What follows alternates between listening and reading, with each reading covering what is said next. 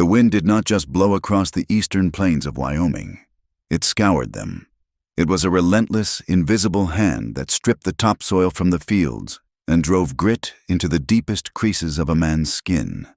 Under a low, slate-gray sky that promised rain but only delivered dust, the land stretched out in shades of brown and bruised purple.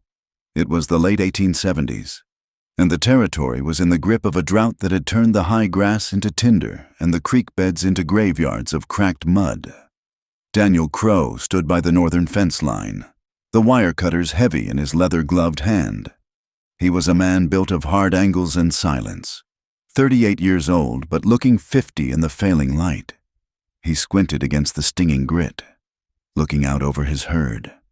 The cattle were thin, their ribs pushing against their dusty hides like the staves of a barrel.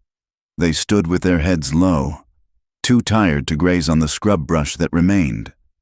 Daniel wiped a hand across his forehead, leaving a streak of mud where the sweat mixed with the dirt. He had been out here since before the sun had cleared the horizon, dragging weak calves out of dry washes and mending posts that the wind had worried until they snapped. He adjusted his hat, pulling the brim lower. The weight of the ranch sat on his shoulders, heavier than the fence post he'd just driven into the unforgiving earth. Every calculation he made in his head ended in the same red number. The feed was low, the water was muddy and shrinking, and the debt he owed to the bank in town was growing like a cancer. But Daniel was not a man to complain. He believed in the gospel of labor. If he worked hard enough, if he bled enough, he could hold this world together. He rode back toward the homestead as the sun dipped below the jagged line of the mountains, painting the sky in violent shades of orange and blood red. The house was a sturdy structure of rough-hewn timber, huddled in a shallow depression as if trying to hide from the wind. A light flickered in the window. Rose was awake. Rose. Even the thought of her name softened the hard line of his jaw. Inside, the house was a sanctuary against the grit. Rose kept it that way. She was sweeping the floor when he entered, her movements graceful and precise. She was a beautiful woman, with dark hair that she pinned up severely. Those stray curls always managed to escape to frame a face that was too sharp and knowing for a simple ranch wife.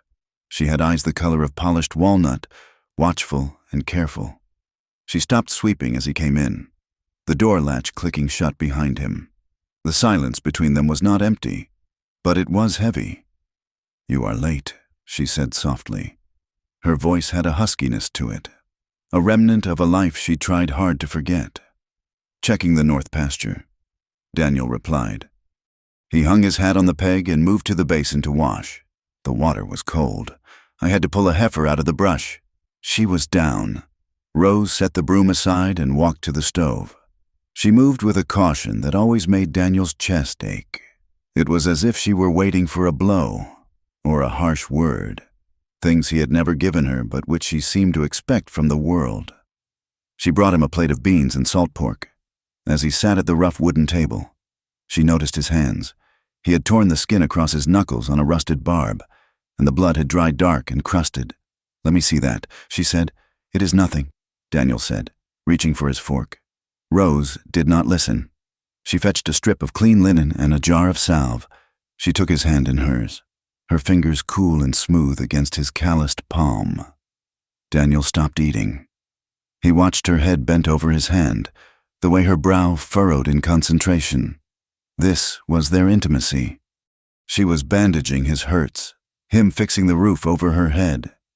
He remembered the first time he saw her, 4 years ago. It had been in a saloon in a mining town 2 days' ride south. She had been cornered by a patron, a man drunk on whiskey and cruelty, who had paid for her time and thought it bought him the right to break her. Daniel had not planned to interfere. He was a man who minded his own business. But when he saw the terror in her eyes, something ancient and protective woke up in him. He had stepped in, knocked the man down, and in the strange, adrenaline-fueled aftermath, he had offered her a way out, marriage, a ranch, a life where no one could buy her time again. She had said yes because she had no other choice. It was a bargain of survival. He knew that, but over the years, he had hoped it would become more. "Does it hurt?" she asked, tying the knot on the bandage. No, he lied. It feels fine. She looked up at him, searching his face. He wanted to tell her how beautiful she looked in the lamplight. He wanted to tell her that he was terrified they were going to lose the ranch, and that he felt like a failure every time he looked at the starving cattle. But the words stuck in his throat, blocked by a lifetime of learning that a man did not burden a woman with his fears. "Thank you," he said instead.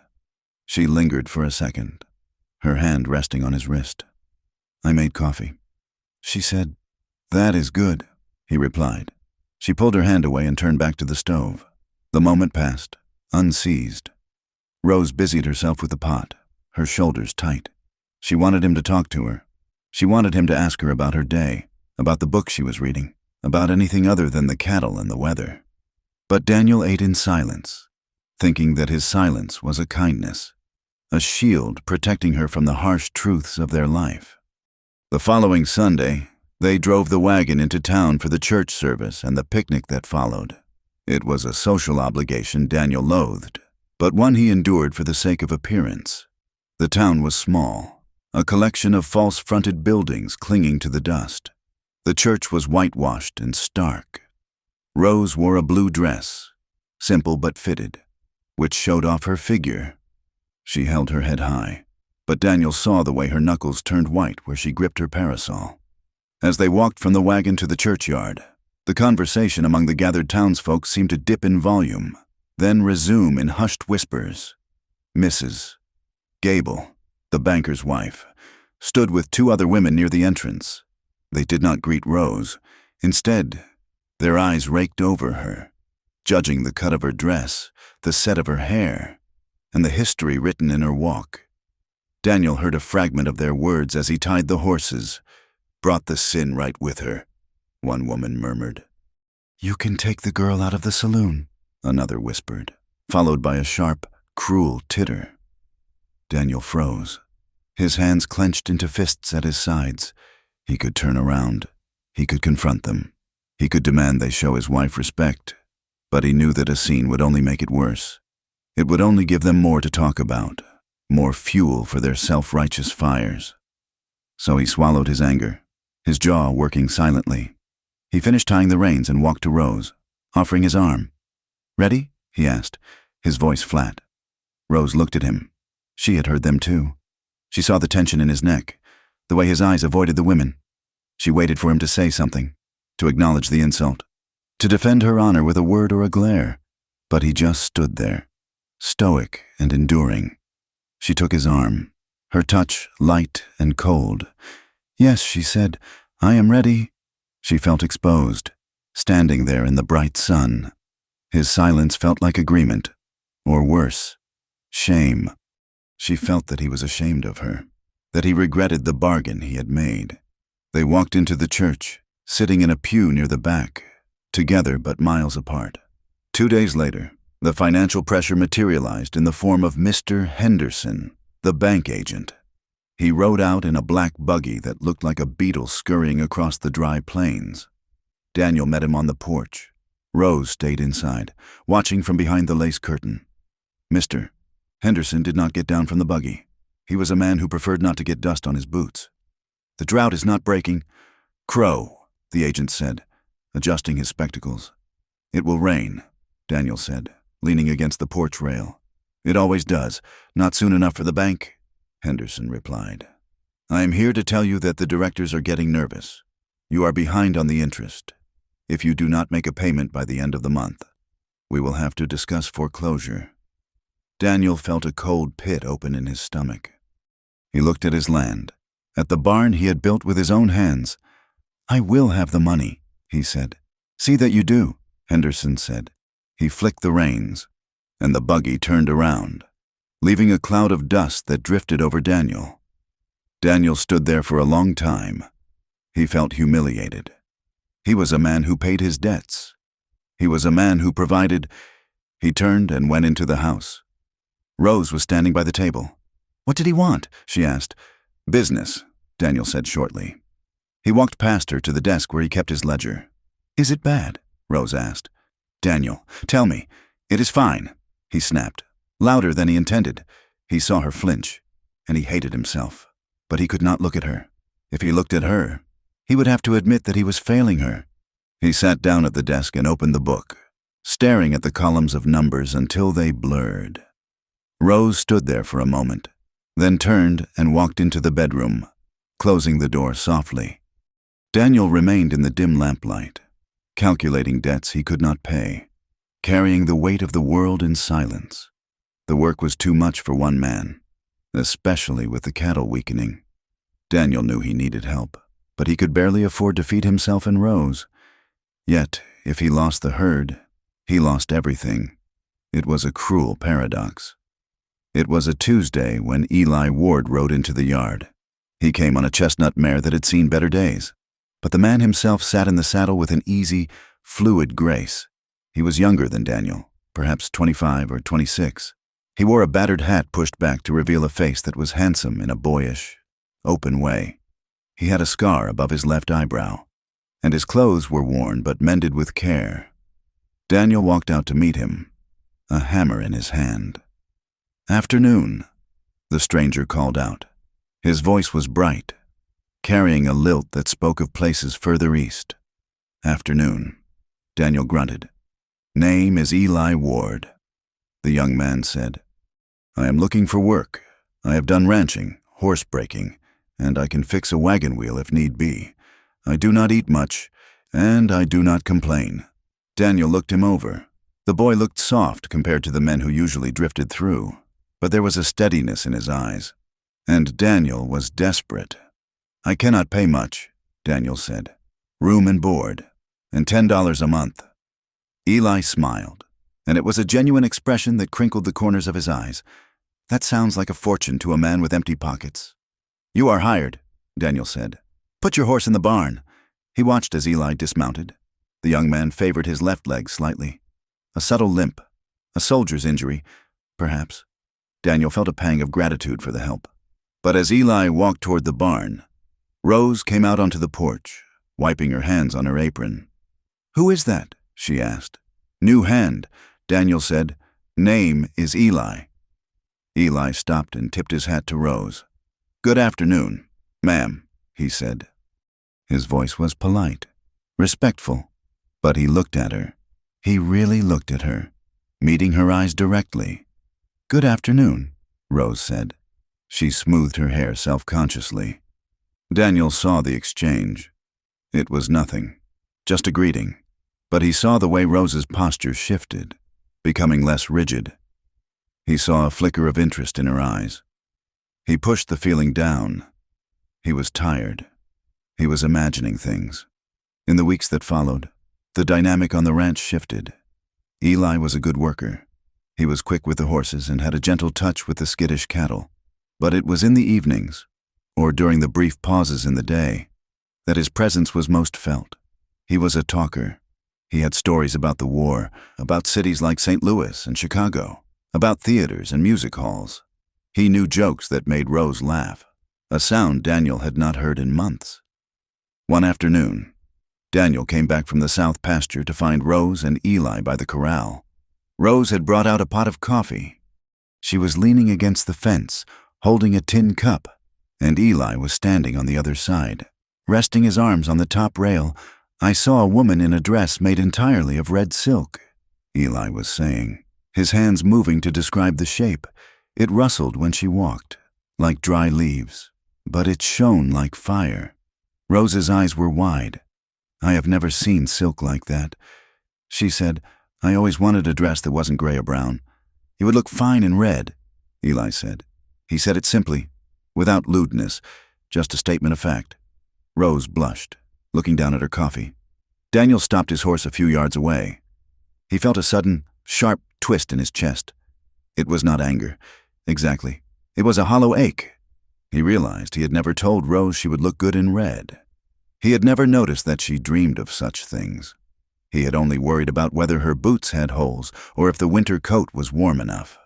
He rode up, the hoofbeats of his horse breaking the spell. Rose straightened up quickly, almost guiltily. "Coffee, Daniel?" she asked. "No," Daniel said. "The water trough in the lower paddock is leaking. Eli, I need you to ride out and fix it. Right away, boss." Eli said. He drained his cup and handed it back to Rose. "Thank you for the coffee, ma'am. It was better than anything I have had in a year." He winked at her, a small, playful gesture, and went to saddle his horse. Daniel watched him go, then looked at Rose. She was still holding the empty cup, a faint smile playing on her lips. She caught him watching her, and the smile vanished. "I will start supper," she said, turning back to the house. Daniel stayed by the corral, watching the dust settle. He felt old. He felt dull and gray, like the landscape. While Eli was a splash of color, he told himself it was good that Rose had someone to talk to. She was lonely. It was innocent, but the seed of jealousy, once planted, found fertile ground in his insecurity. The drought held on, tightening its grip. The tension in the house grew alongside the heat.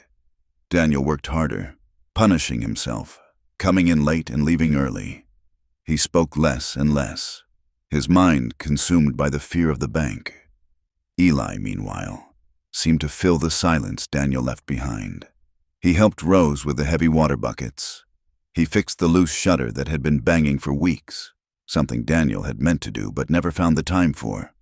He brought her wildflowers from the creek bed, dusty purple sage blossoms that were struggling to survive. One evening, the sky turned a bruised yellow-green. The wind died down suddenly, creating a vacuum of silence that was more terrifying than the noise. Daniel looked up from the anvil in the barn. "Dust storm," he said. He ran out. A wall of darkness was moving across the plains, swallowing the world. It was a mile high and churning like a tidal wave of earth. "Eli! Rose!" Daniel shouted. They came running from the house. "The herd!" Daniel yelled. "We have to get them into the lee of the ravine. If they scatter in this, we will never find them." They mounted up, Rose taking the old mare she sometimes rode.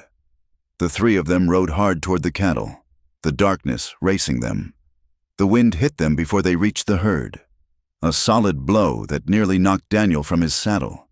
It was not air. It was gravel and sand blasting at 60 miles an hour. The cattle were bawling, milling in a panic. The world became a brown chaos. Daniel could barely see his own horse's head. He tied a bandana over his face and rode into the mass, shouting, whistling, driving them toward the shelter of the rocks. He saw Eli and Rose through the haze. They were cutting off a group of stragglers. The wind screamed, tearing at their clothes. Rose's horse stumbled, spooked by a tumbling tumbleweed. She fought the reins, but the animal reared. "Rose!" Daniel screamed, but the wind swallowed his voice. He spurred his horse forward, but Eli was closer. Eli abandoned the cattle and drove his horse alongside Rose. He reached out, grabbing the bridle of her mare with one hand and wrapping his other arm around Rose's waist to steady her. For a moment, they were locked together in the heart of the storm. The wind whipped Rose's hair around their faces. Eli pulled her close, shouting something into her ear. Rose clung to his arm, her face buried in his coat. She looked terrified, but she also looked held. Daniel reined in his horse, watching through the flying grit. He saw the way Eli held her. It was the grip of a man saving a life. Yes, but it was also the grip of a man who did not want to let go. And he saw Rose, for just a second, lean into him, seeking shelter not just from the wind, but from the world. The moment broke. The horses steadied. They turned the cattle and drove them into the ravine as the storm swallowed them whole. They rode back to the house in a tight knot, the wind howling around them. When they got inside, they were covered in a layer of fine gray dust. It was in their hair, their eyelashes, the lines of their faces. They stood in the kitchen, coughing and shaking out their coats. "Is everyone all right?" Daniel asked, his voice rough. "I am fine," Eli said, wiping his face. "That was a close one." Rose was trembling. She sank into a chair. "I thought the horse was going down," she whispered. Eli stepped toward her, his hand reaching out as if to touch her shoulder, then dropping to his side. "You rode well. Rose, you stayed in the saddle." Daniel saw the aborted gesture. He saw the look that passed between them, a shared intensity born of adrenaline and something else. He felt like a stranger in his own kitchen. "I'm going to check the barn," Daniel said abruptly. He turned and went back out into the howling dark, leaving them alone. That night, the wind rattled the walls of the house, a constant, abrasive drone. Daniel came to bed late. He did not light the lamp. He undressed in the dark, his body aching from the day's labor. He could hear Rose breathing. She was awake. He climbed into the bed, the mattress groaning under his weight. He lay on his back, staring up at the invisible ceiling. He was inches away from her. He could feel the warmth radiating from her body. He wanted to reach out. He wanted to pull her against him, to feel her skin, to be reassured that she was his wife and he was her husband. But the image of Eli's arm around her waist burned in his mind. The memory of her laughter by the corral, the silence that had grown between them like a wall. He turned on his side, his back to her. "Good night, Rose," he said into the darkness. There was a long pause. He heard the sheets rustle as she shifted. She looked at his broad back, a wall of muscle and scars. She wanted to touch him. She wanted to tell him that she was scared, not just of the storm, but of the feelings that were waking up inside her, feelings that Eli stirred just by looking at her. She wanted Daniel to turn around and hold her, to fight for her, to be the man who rescued her again. But the distance between them felt too great to bridge. "Good night, Daniel," she whispered. Outside, the wind howled, burying the ranch in dust, while inside, the silence buried them in loneliness. The weeks that followed dragged by like a crippled wagon wheel turning in deep mud. The drought did not just persist. It dug its claws into the land and refused to let go. The sky remained a relentless, expansive sheet of pale blue during the day, fading to a suffocating gray at twilight. The sun was a hammer, beating down on the Crow Ranch until the earth cracked in jagged fissures that looked like wounds. Daniel Crow became a ghost in his own life. The ranch demanded everything he had, and he gave it without reservation. He rose before the sun had even thought of painting the horizon and returned long after the coyotes had begun their nightly chorus. His temper, usually as steady as a rock, began to fray at the edges. He did not shout. Daniel was not a shouter. But his silence grew sharper, colder.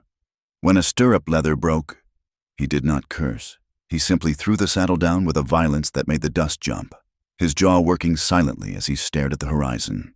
He retreated into labor as if it were a fortress, shutting out the dying cattle, the dry well, and the wife who watched him with wide, worried eyes. Rose felt the house shrinking around her. The air inside was stifling, thick with the unsaid things that hung between her and her husband. She began to seek small escapes, reasons to be out of the dim rooms where the silence felt heaviest. She would take the feed bucket to the chickens and linger there, scattering the grain kernel by kernel, watching the birds peck at the dry ground. She walked to the far fence line, telling herself she was checking for breaks, but in truth, she just wanted to feel the wind on her face, hot and dry as it was. And she stayed outside because Eli was outside. She hated herself for it.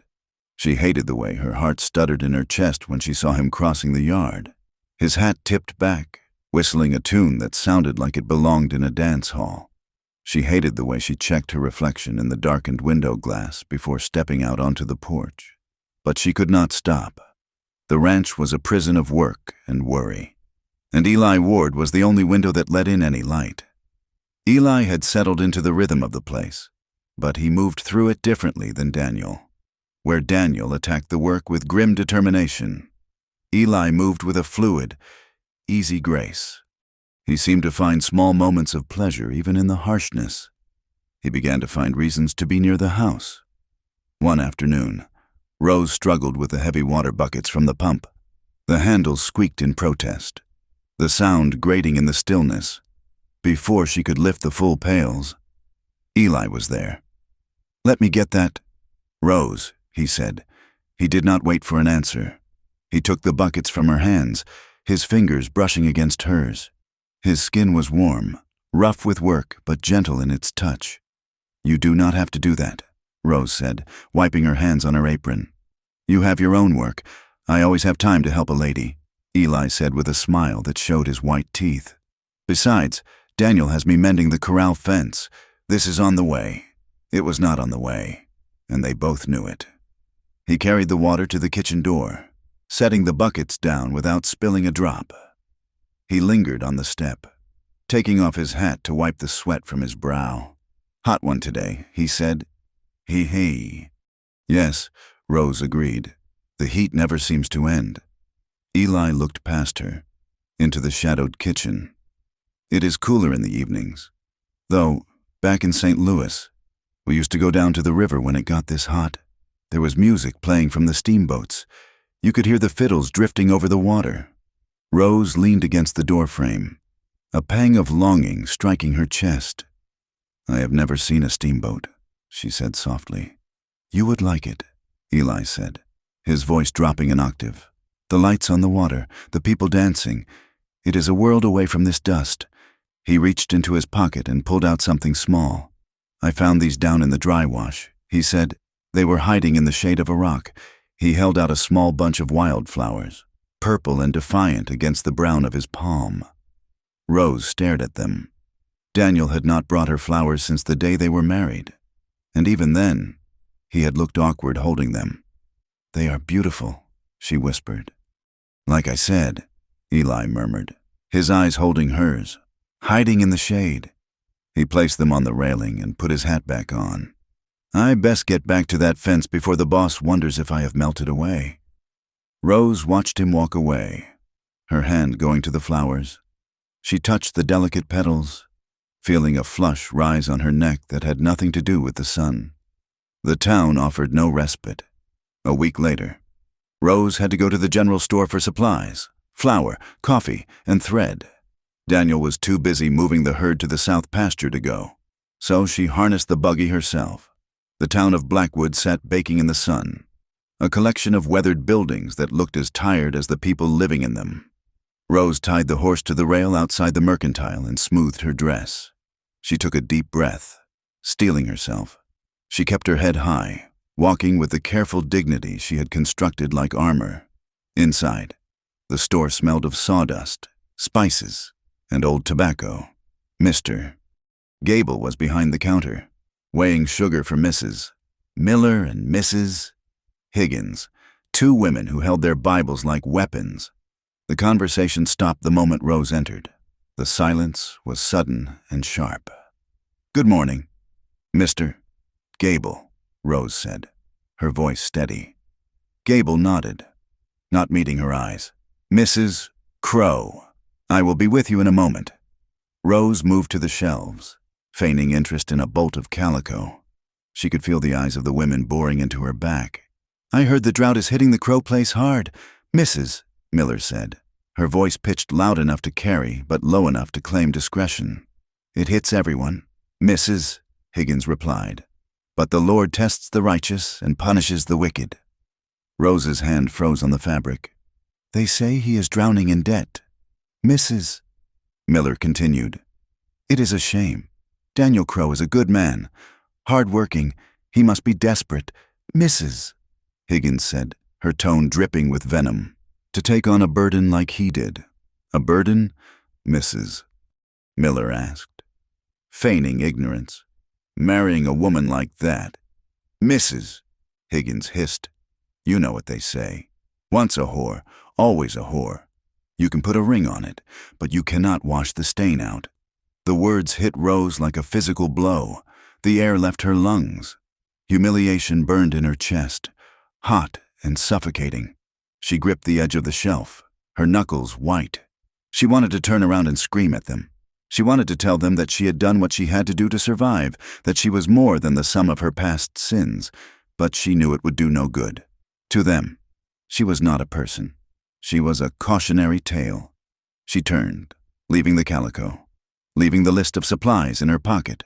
She walked out of the store, her chin trembling, her vision blurred by unshed tears.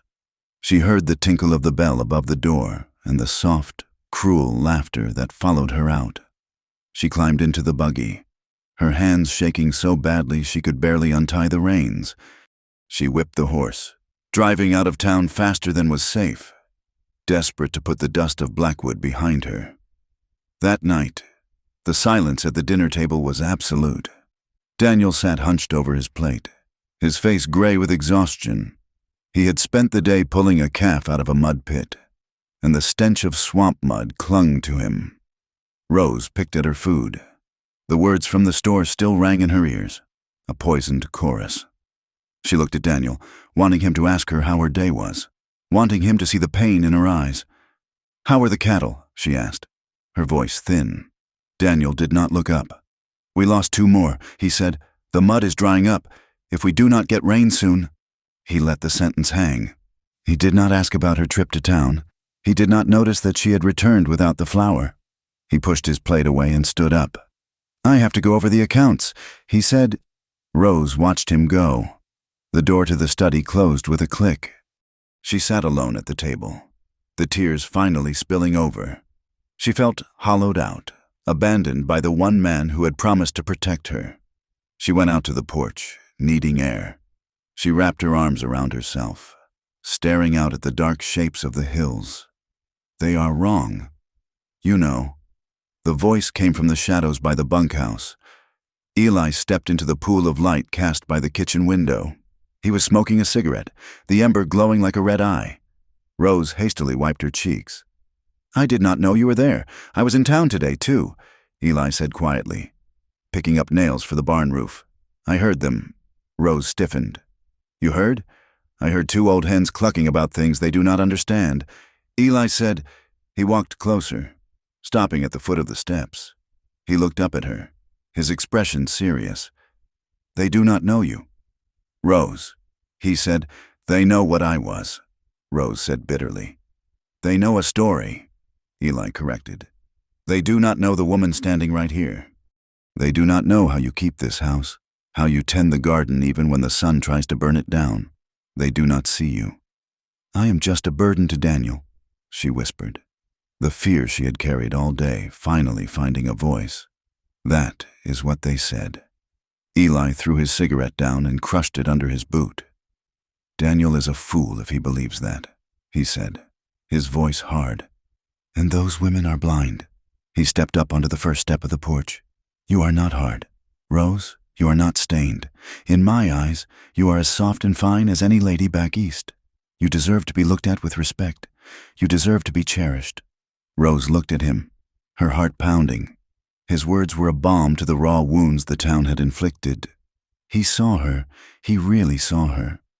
"Thank you, Eli," she said, her voice trembling. He looked at her for a long moment, the tension stretching between them. Then he nodded, tipped his hat, and walked back toward the bunkhouse, leaving her standing there with her heart racing in the dark. The weather turned a few days later, but not for the better. The heat grew heavy, oppressive. Clouds gathered on the horizon, towering anvils of dark gray, but they refused to break. Thunder grumbled low in the throat of the sky, vibrating in the ground, but no rain fell. The air was charged with static, the horses were skittish, and the hair on Rose's arms stood on end. It was a restless evening. Daniel was still out, checking the perimeter fence. Rose went to the barn to gather eggs. Though she knew the hens had likely stopped laying in this heat, it was an excuse to move, to do something with her hands. The barn was dim and smelled of dry hay and horses. The air inside was thick, trapped.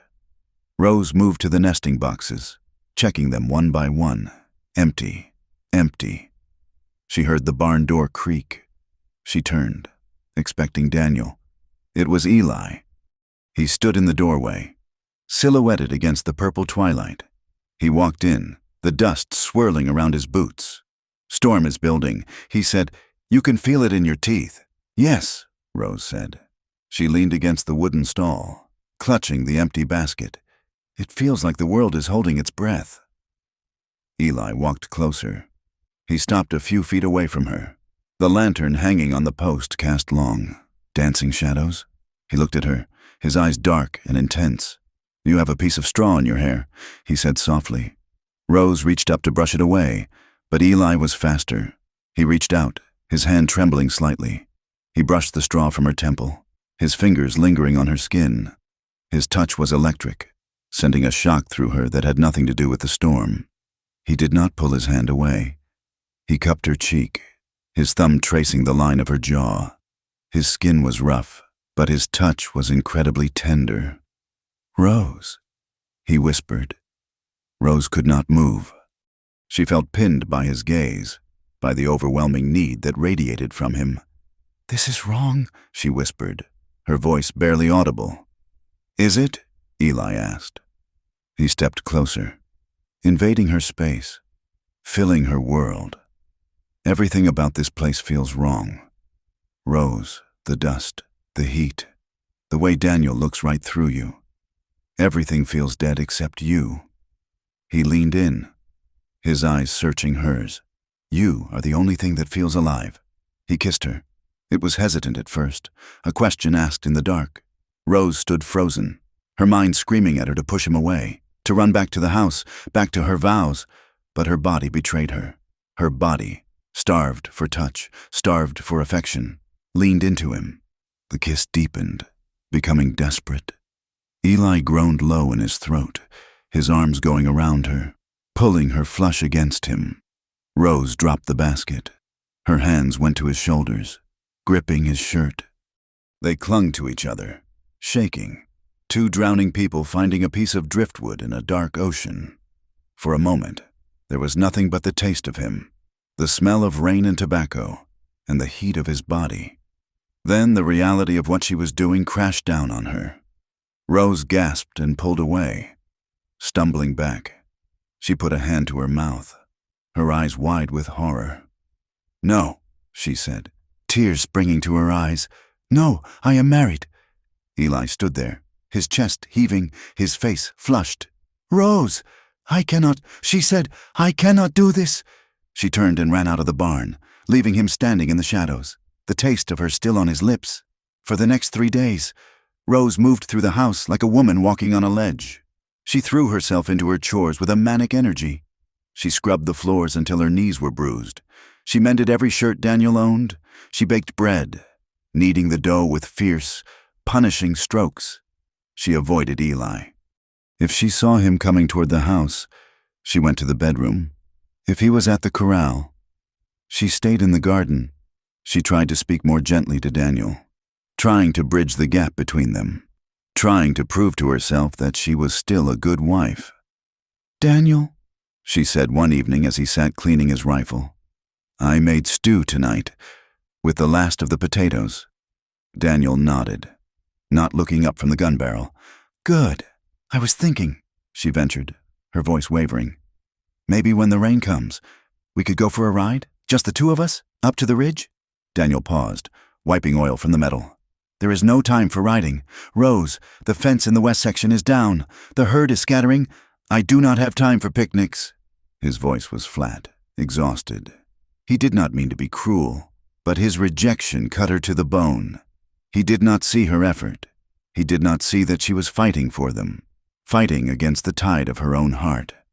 Rose stood there, the rejection settling in her stomach like a stone. She looked at his bent head, at the tension in his shoulders. He was a good man, she told herself, but he was a wall, and she was tired of throwing herself against him and only getting bruises in return. The more she tried to reach Daniel, the more his silence pushed her away. And every time she was pushed, she felt the pull of the barn, the pull of the man who had looked at her and called her beautiful. The break came with the dry lightning. It was evening again. The sky a bruised purple canvas where silent flashes of light danced from cloud to cloud. The air was hot enough to blister. Rose sat on the porch steps, watching the light show. She felt trapped in her own skin. She heard a boot scrape on the dirt. She did not turn. She knew who it was. "Go away." "Eli," she said, though her voice lacked conviction. "I cannot," he said. He sat down on the step below her, close enough that she could feel his heat, but not touching her. "I have been thinking about what you said," Rose said, staring at the lightning. "About feeling trapped." "I did not say that," Eli said softly. "You did.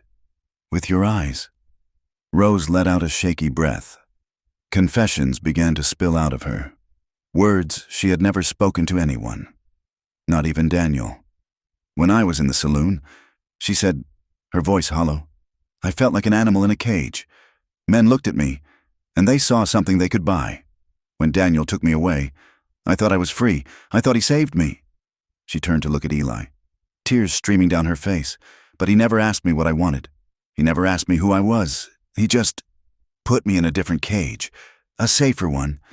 Yes, but I am just another obligation to him, another mouth to feed, another thing to protect. She buried her face in her hands. "I do not want to be an obligation. Eli, I want to be chosen." Eli moved then. He turned and wrapped his arms around her. He pulled her down so her head rested on his shoulder. He did not try to kiss her. He just held her. He pressed his face into her hair, rocking her slightly. "I choose you, Rose," he whispered into the darkness. "I choose you." Rose felt his own loneliness in the way he held her. He was a drifter, a man without a home, and in her, he had found an anchor, and in him, she had found a mirror. One night a week later, Daniel announced he had to ride to the far pasture. "The coyotes are getting bold," he said, strapping on his gun belt. "They took a calf last night. I'm going to wait for them. I might be gone all night." Rose stood by the door, her heart hammering against her ribs. "Be careful, Daniel." He nodded, put on his hat, and walked out into the night. Rose waited. She waited until the sound of his horse's hooves faded into the wind. Then she waited another hour, pacing the kitchen floor, her hands twisting in her apron. The house felt empty. The silence was deafening. She blew out the lamp. She walked out into the yard. The moon was hidden behind the clouds. The barn loomed ahead, a dark shape against the sky. She knew Eli was there. He slept in the loft. She pushed open the heavy door. The smell of hay and horses hit her, familiar and intoxicating. She climbed the ladder to the loft, her breath coming in short, shallow gasps. "Eli?" she whispered. He was sitting up on his bedroll, the moonlight filtering through the cracks in the roof, illuminating his face. He looked at her, and he did not look surprised. He looked like a man who had been waiting for this moment his whole life. "Rose," he said. She went to him. There was no hesitation this time. She sank to her knees in the hay, and he reached for her. Their mouths met with a hunger that was terrifying in its intensity. It was not gentle, it was urgent. It was the breaking of a dam. He pulled her down onto the blanket. His hands were shaking as they fumbled with the buttons of her dress. Her hands tangled in his hair, pulling him closer. They clung to each other as if the world outside did not exist, as if the drought and the debt and the husband riding in the dark were nothing but bad dreams. The act was heated and trembling. It was a release of months of pent-up longing and loneliness. Rose felt a mixture of terror and exhilaration. She felt alive. For the first time in years, she felt her blood singing in her veins. She was not a wife, not a saloon girl, not a burden. She was just Rose, and she was wanted. But afterward, the silence returned. Rose lay in the hay, staring up at the shadows of the rafters. The reality of what she had done settled over her like a cold shroud. She buttoned her dress with trembling fingers. Eli tried to touch her arm, but she flinched away. "I have to go," she whispered. "Rose, do not," she said. "Please, do not say anything." She climbed down the ladder and ran back to the house. She washed herself with cold water from the basin, scrubbing her skin until it was red, trying to wash away the scent of him, the scent of her betrayal. When Daniel returned just before dawn, she was in bed, pretending to sleep. He smelled of the night, of cold air, sweat, leather, and horse. He undressed quietly and climbed in beside her. Rose lay rigid, her eyes wide open in the dark. She felt the heat of his body. His hand, rough and calloused, flopped onto the mattress, resting inches from hers. It was an unconscious gesture, familiar and safe. A wave of nausea washed over her. She realized, with a sickening clarity, that she still needed him. Eli was a fire, bright and consuming, but Daniel was the earth, and she had just salted the earth. The guilt was a physical pain, sharp and cutting. She turned her face into the pillow to stifle a sob. Daniel sensed the change. He was not a man of words. But he was a man of instincts. He knew when a storm was coming by the smell of the air, and he knew something had shifted in his house. Rose's eyes avoided his. She would not look at him directly. She jumped when he spoke. And Eli. Eli's gaze flickered with something that looked like apology, or perhaps pity. They moved around each other carefully, like dancers who knew the steps but were afraid to touch. If Rose went to the pump, Eli found a reason to be in the barn. If Eli came to the porch, Rose went inside. It felt choreographed. It felt controlled. Daniel watched them. He watched the way they didn't look at each other. He watched the tension that hummed in the air whenever they were in the same room. His stomach knotted. His mind, usually occupied with cattle counts and debt, began to turn to darker possibilities. He told himself he was crazy. He told himself Rose was loyal. He told himself Eli was a friend. But the doubt was a worm, eating at the core of him. 3 days later, Daniel rode out to the north pasture to check a water hole. But halfway there, he turned back. He told himself he had forgotten his wire cutters. But in his heart, he knew he was checking something else. He rode into the yard quietly. The wind was blowing from the west, carrying sound toward him. He saw them in the corral. Rose was standing by the gate. Eli was inside, leaning over the rail. They were not touching, but they were standing too close. Their bodies were angled toward each other, magnetized. It was the posture of intimacy. Daniel stopped his horse, hidden by the corner of the barn. He strained to hear. "Cannot keep doing this," Rose was saying, her voice strained. "We have to talk about it," Eli said. His voice was low, intimate, the tone of a lover. "Rose, what we did." Daniel did not hear the rest. He did not need to. The words, "what we did," hung in the air, clearer than a bell. The final confirmation stabbed through him, colder than any winter wind. It was not a suspicion anymore. It was a fact. His wife, his hand. Daniel sat on his horse, his hands gripping the reins until the leather creaked. The world seemed to tilt on its axis. The ranch, the cattle, the debt, it all faded into the background. All that remained was the image of the two of them standing in the sun, and the hollow, gaping hole in his chest where his heart used to be. He turned his horse around and rode back out onto the plains, needing to be anywhere but there. The wind howled around the corners of the ranch house like a living thing seeking entry, scraping handfuls of grit against the glass panes. Inside, the only light came from a kerosene lantern turned low on the kitchen table, its flames sputtering in the drafts that bled through the walls. Daniel Crow sat in a wooden chair that felt too small for his frame, his hands clasped so tightly before him that the knuckles shone white like bone. He had not slept. The bed in the other room was empty, save for his wife, who lay turned toward the wall, feigning sleep or perhaps lost in a dream of a man who was not her husband. Daniel stared at the grain of the wood table, tracing the scars in the timber with his eyes. Every scratch seemed to mock him. He felt a rage that was cold and heavy in his gut, sitting alongside a shame that burned like acid. He was failing. He was failing the land, which was turning to dust under his boots. He was failing the cattle, which were dropping one by one, their carcasses left for the buzzards. And he was failing Rose, the image of them in the corral, the angle of their bodies, the intimacy of their voices, played on a loop in his mind. It was a poison. But beneath the jealousy, there was a terrible, aching sense of inadequacy. He looked at his hands, scarred and calloused, stained with the dirt of 1,000 days of labor. They were hands made for work, for ropes and branding irons and shovels. They were not hands made for holding a woman like Rose. His mind drifted back 4 years, to the night he had found her. It was in a town called Silverton, a place of mud and desperation. She had been working in a saloon called the Gilded Lily, wearing a dress of cheap satin that had seen too many rough hands.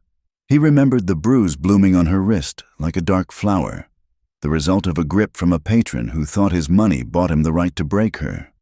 Daniel had not been looking for a wife. He had been looking for a warm meal and a quiet corner. But when he saw the terror in her eyes, a raw, animal panic, he had moved before he thought. He remembered the weight of the man hitting the floor after Daniel's fist connected with his jaw. He remembered the way Rose had looked at him, not with love, but with the desperate calculation of a drowning woman seeing a piece of driftwood. She had clung to him that night as if he were the last rope over a cliff. He had brought her here to save her. He had given her his name to shield her from the whispers. But now, sitting in the dark, he realized he had never asked her if she wanted to be saved, or if she simply wanted to be seen. He had treated her like the ranch, something to be protected, fenced in, and maintained. He had not realized that a woman, like the land, needed more than just fences to thrive. The wind rattled the door latch, and Daniel flinched. The memory of her clinging to him made the betrayal cut deeper, a serrated edge dragging across his heart. But it also reminded him of her strength. She was a survivor.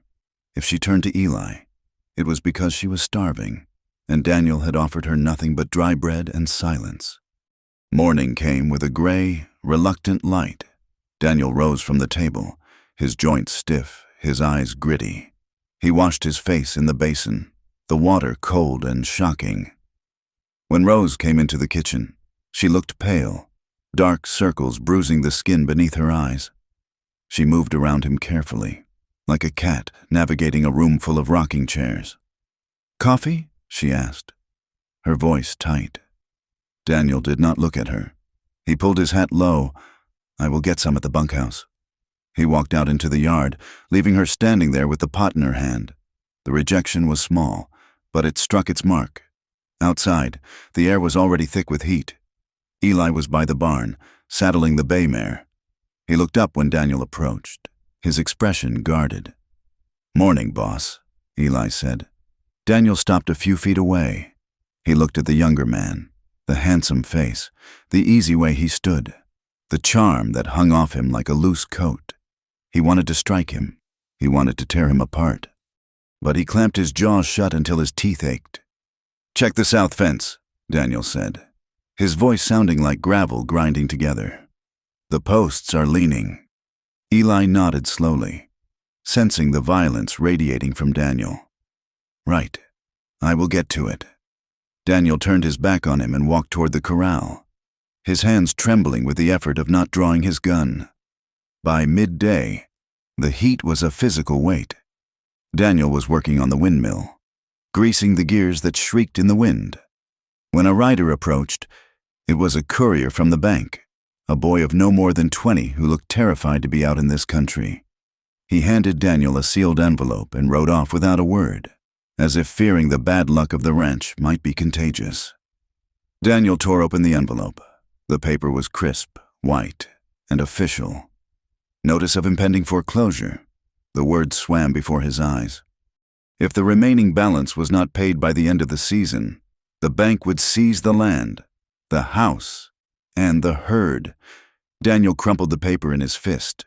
He looked out at the parched fields. He had worked this land for 15 years. He had bled into this soil, and now it was slipping through his fingers like dry sand. The humiliation was a hot flush that started at his neck and burned up to his ears. He was losing his home. He was losing his wife, and the man who was stealing his wife was the same man he was paying to fix his fences. The logic twisted in his mind.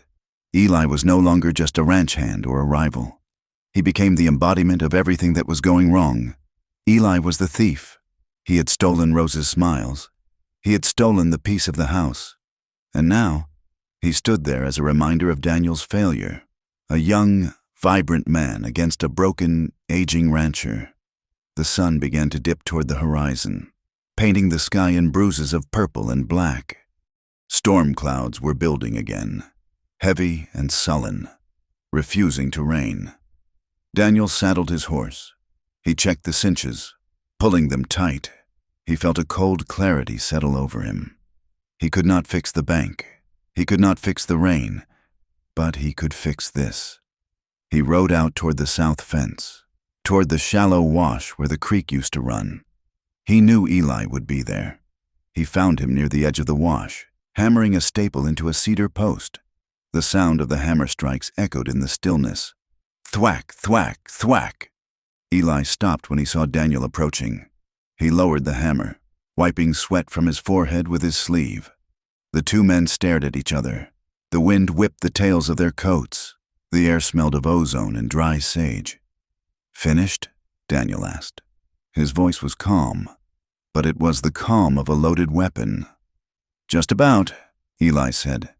He rested his hand on his hip, near the holster of his Colt revolver.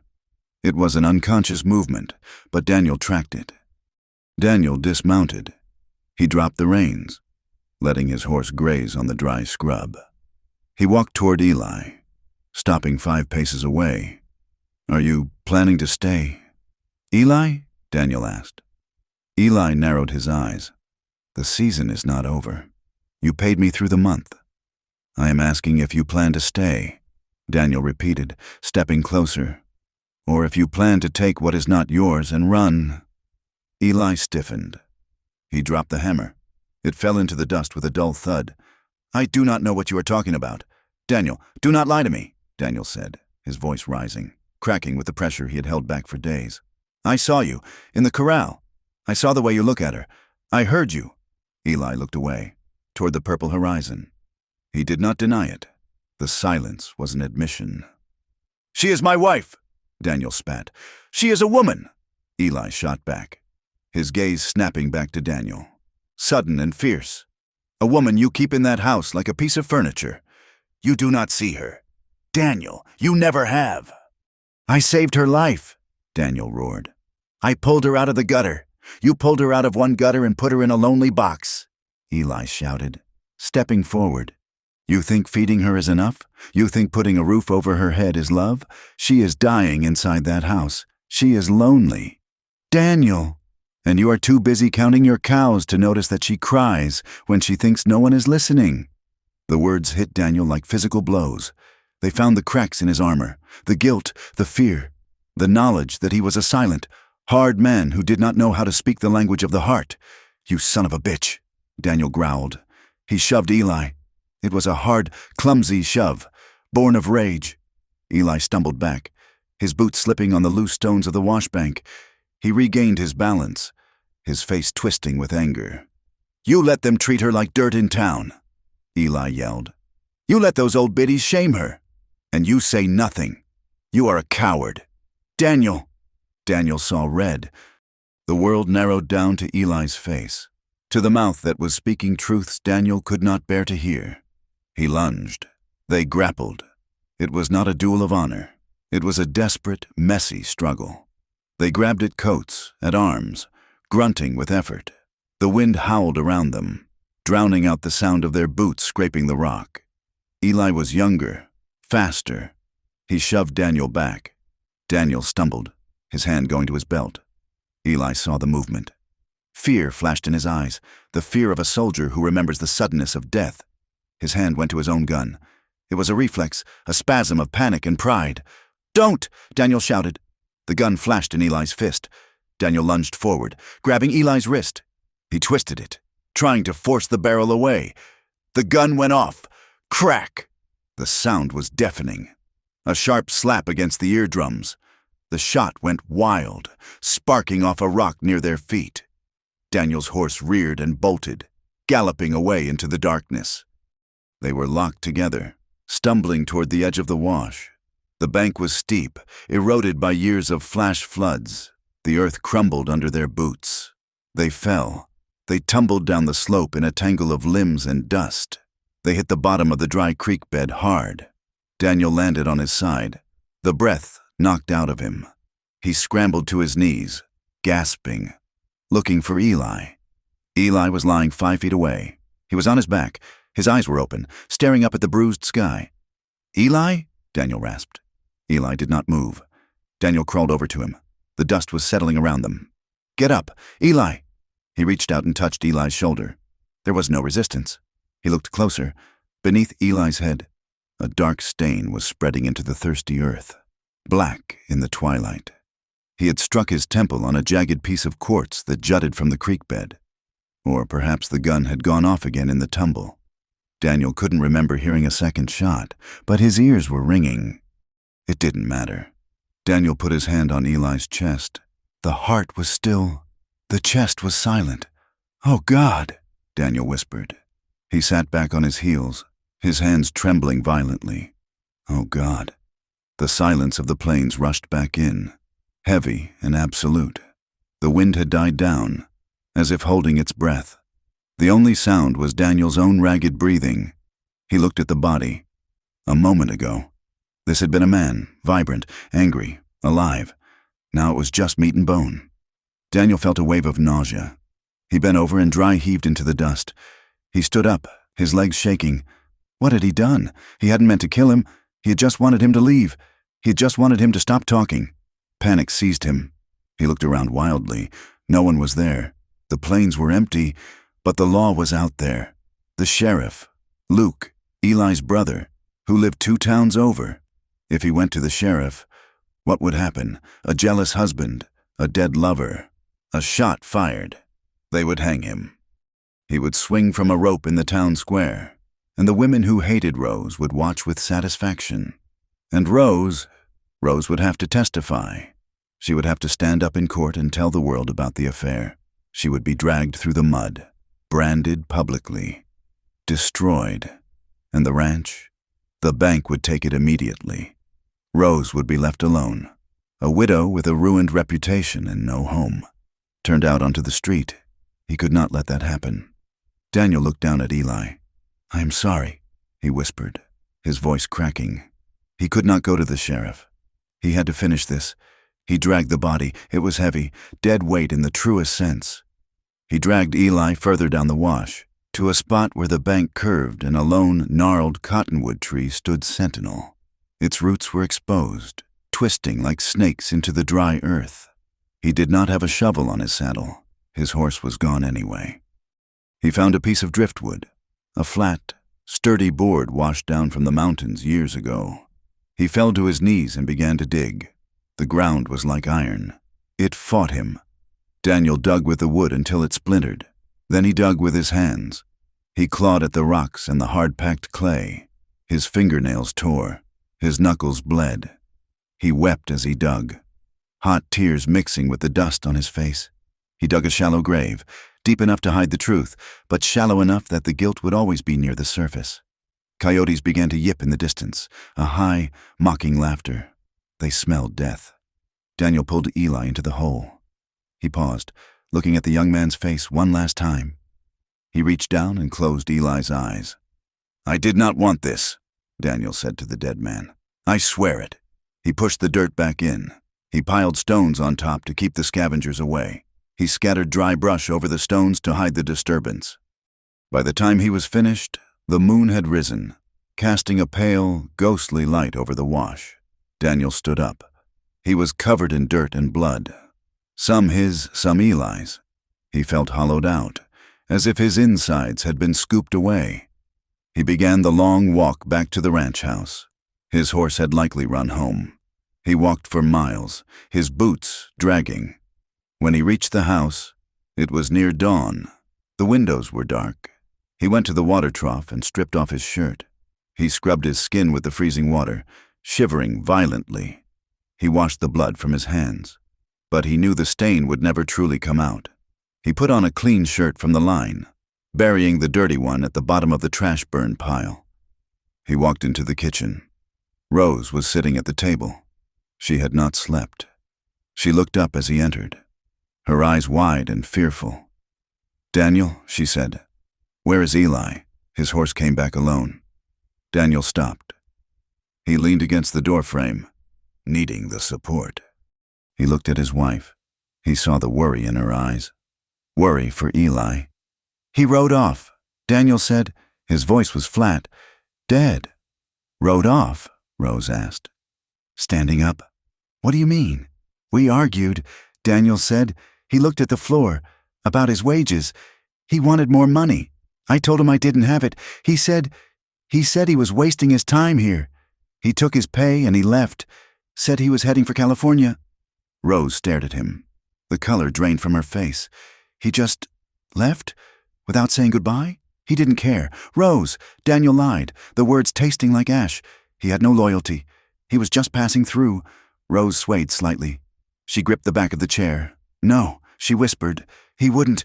He did, Daniel said harshly. He is gone. He saw the light go out in her eyes. He saw the pain twist her features, a sharp, physical agony. She believed him, or at least, she couldn't imagine the alternative.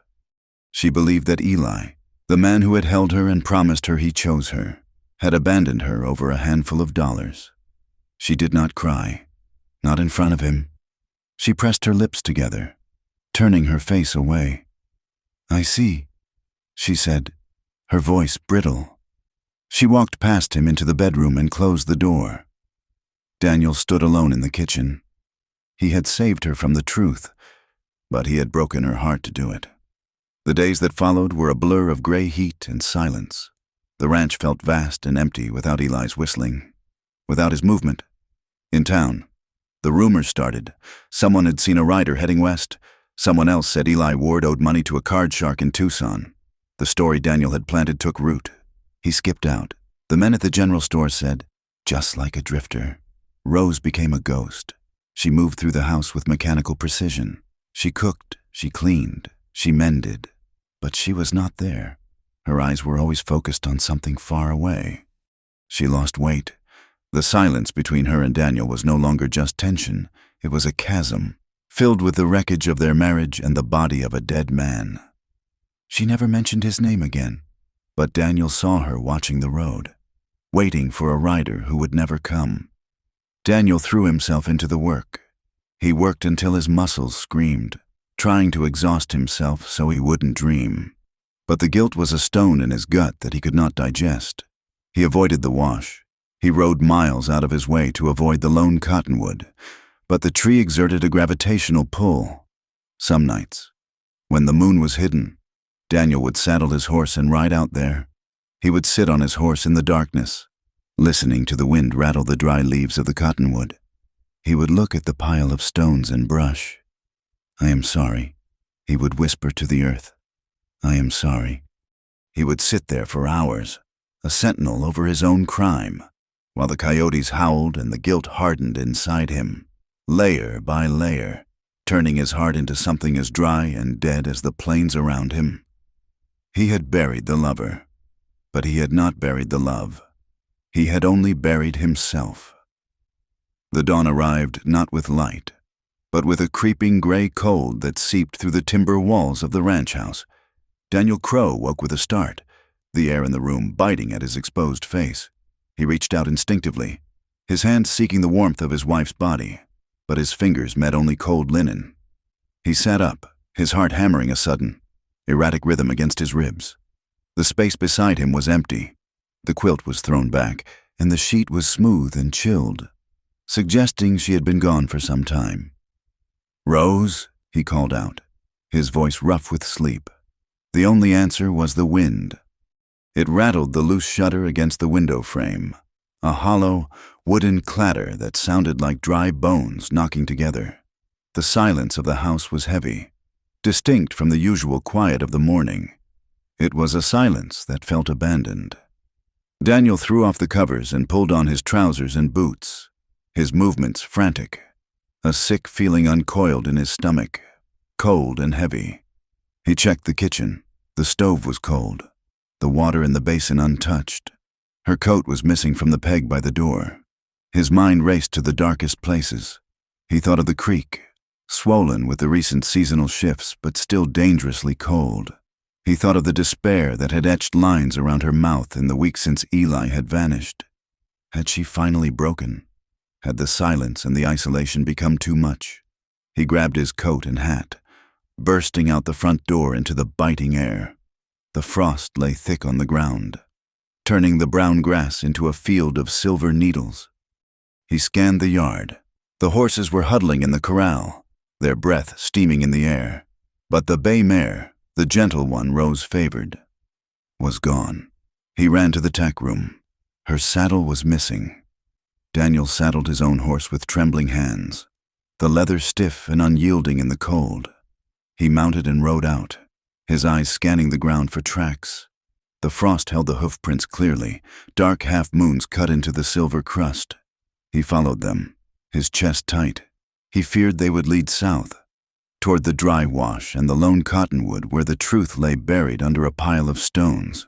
If she had found the grave, if she had sensed the disturbance in the earth, everything was over. But the tracks did not turn south. They led east, toward town. Daniel spurred his horse, confusion warring with relief. Why town? Was she running away? Was she catching the stagecoach to leave him? To go back to the life she had fled? Or to find a new one where no one knew her name? He rode hard, the wind whipping tears from his eyes. The landscape was bleak, the skeleton of the country showing through the thinning grass. He tracked her for an hour, the trail leading away from the ranch and up toward the rise that overlooked the settlement of Blackwood. The tracks veered off the main road before reaching the town proper. They wound up a narrow, weed-choked path that led to the top of a wind-swept hill, the cemetery. Daniel slowed his horse as he crested the ridge. The cemetery was a pitiful patch of ground, a collection of crooked wooden crosses and a few leaning headstones enclosed by a rotting picket fence. It was a place for the town's forgotten and for those who had died hard deaths on the frontier. He saw her. She was there, near the edge of the burial ground, where the grass gave way to scrub oak and sage. She was on her knees in the dirt, her dark coat pooled around her. She was clinging to a rough wooden marker, her forehead pressed against the wood. Daniel dismounted 100 yards away, tying his horse in a cluster of juniper that hid him from view. He crept closer on foot, moving silently through the brush, the skills of a hunter taking over despite the turmoil in his soul. He stopped behind the trunk of a twisted oak, close enough to hear the wind snapping the fabric of her dress, close enough to hear her voice. She was sobbing. It was a sound that tore through the cold air, raw, jagged sobs that shook her small frame. "I am sorry," she gasped, her voice breaking. "Oh God, Eli, I am so sorry." Daniel froze. His hand gripped the rough bark of the oak tree. She was mourning him. But as he looked closer, his eyes narrowing, he realized where she was kneeling. She was not at the edge of his land. She was not at the cottonwood.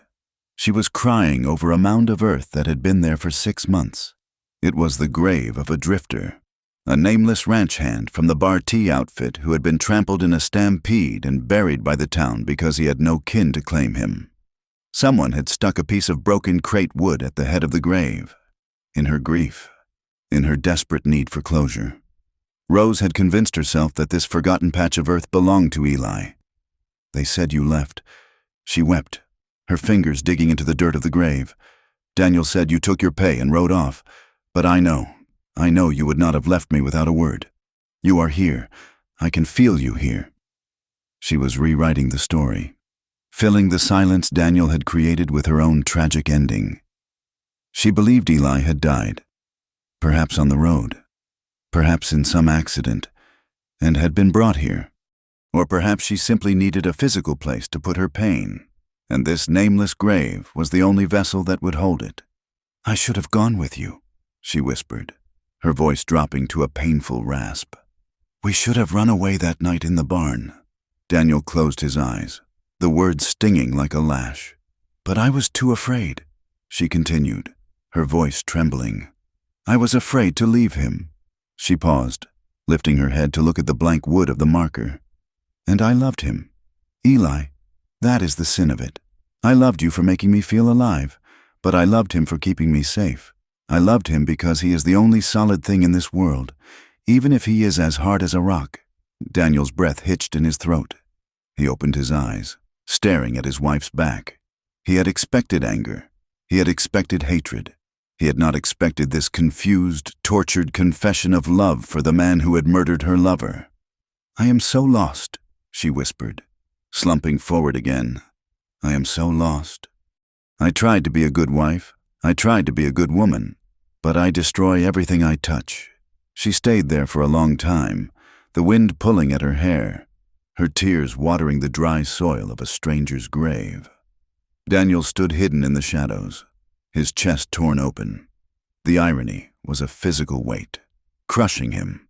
She was pouring her heart out to a box of bones that meant nothing, while the man she mourned lay rotting in a shallow wash on Daniel's own land, buried by Daniel's own hands. He wanted to step forward. He wanted to pull her up from the dirt and tell her everything. He wanted to scream that he was the monster, not her, but shame pinned him to the spot. He could not destroy the fragile reality she had constructed. He could not look her in the eye and tell her that Eli was not resting in hallowed ground, but was hidden like a shameful secret. Finally, Rose stood up. She wiped her face with her hands, her movements slow and weary. She smoothed her dress, regaining a shred of that rigid composure she used as armor. She walked back to her horse, mounted, and rode slowly down the hill toward the ranch, never looking back. Daniel waited until she was a small speck on the road before he stepped out from the trees. He walked to the grave she had chosen. He looked down at the marker.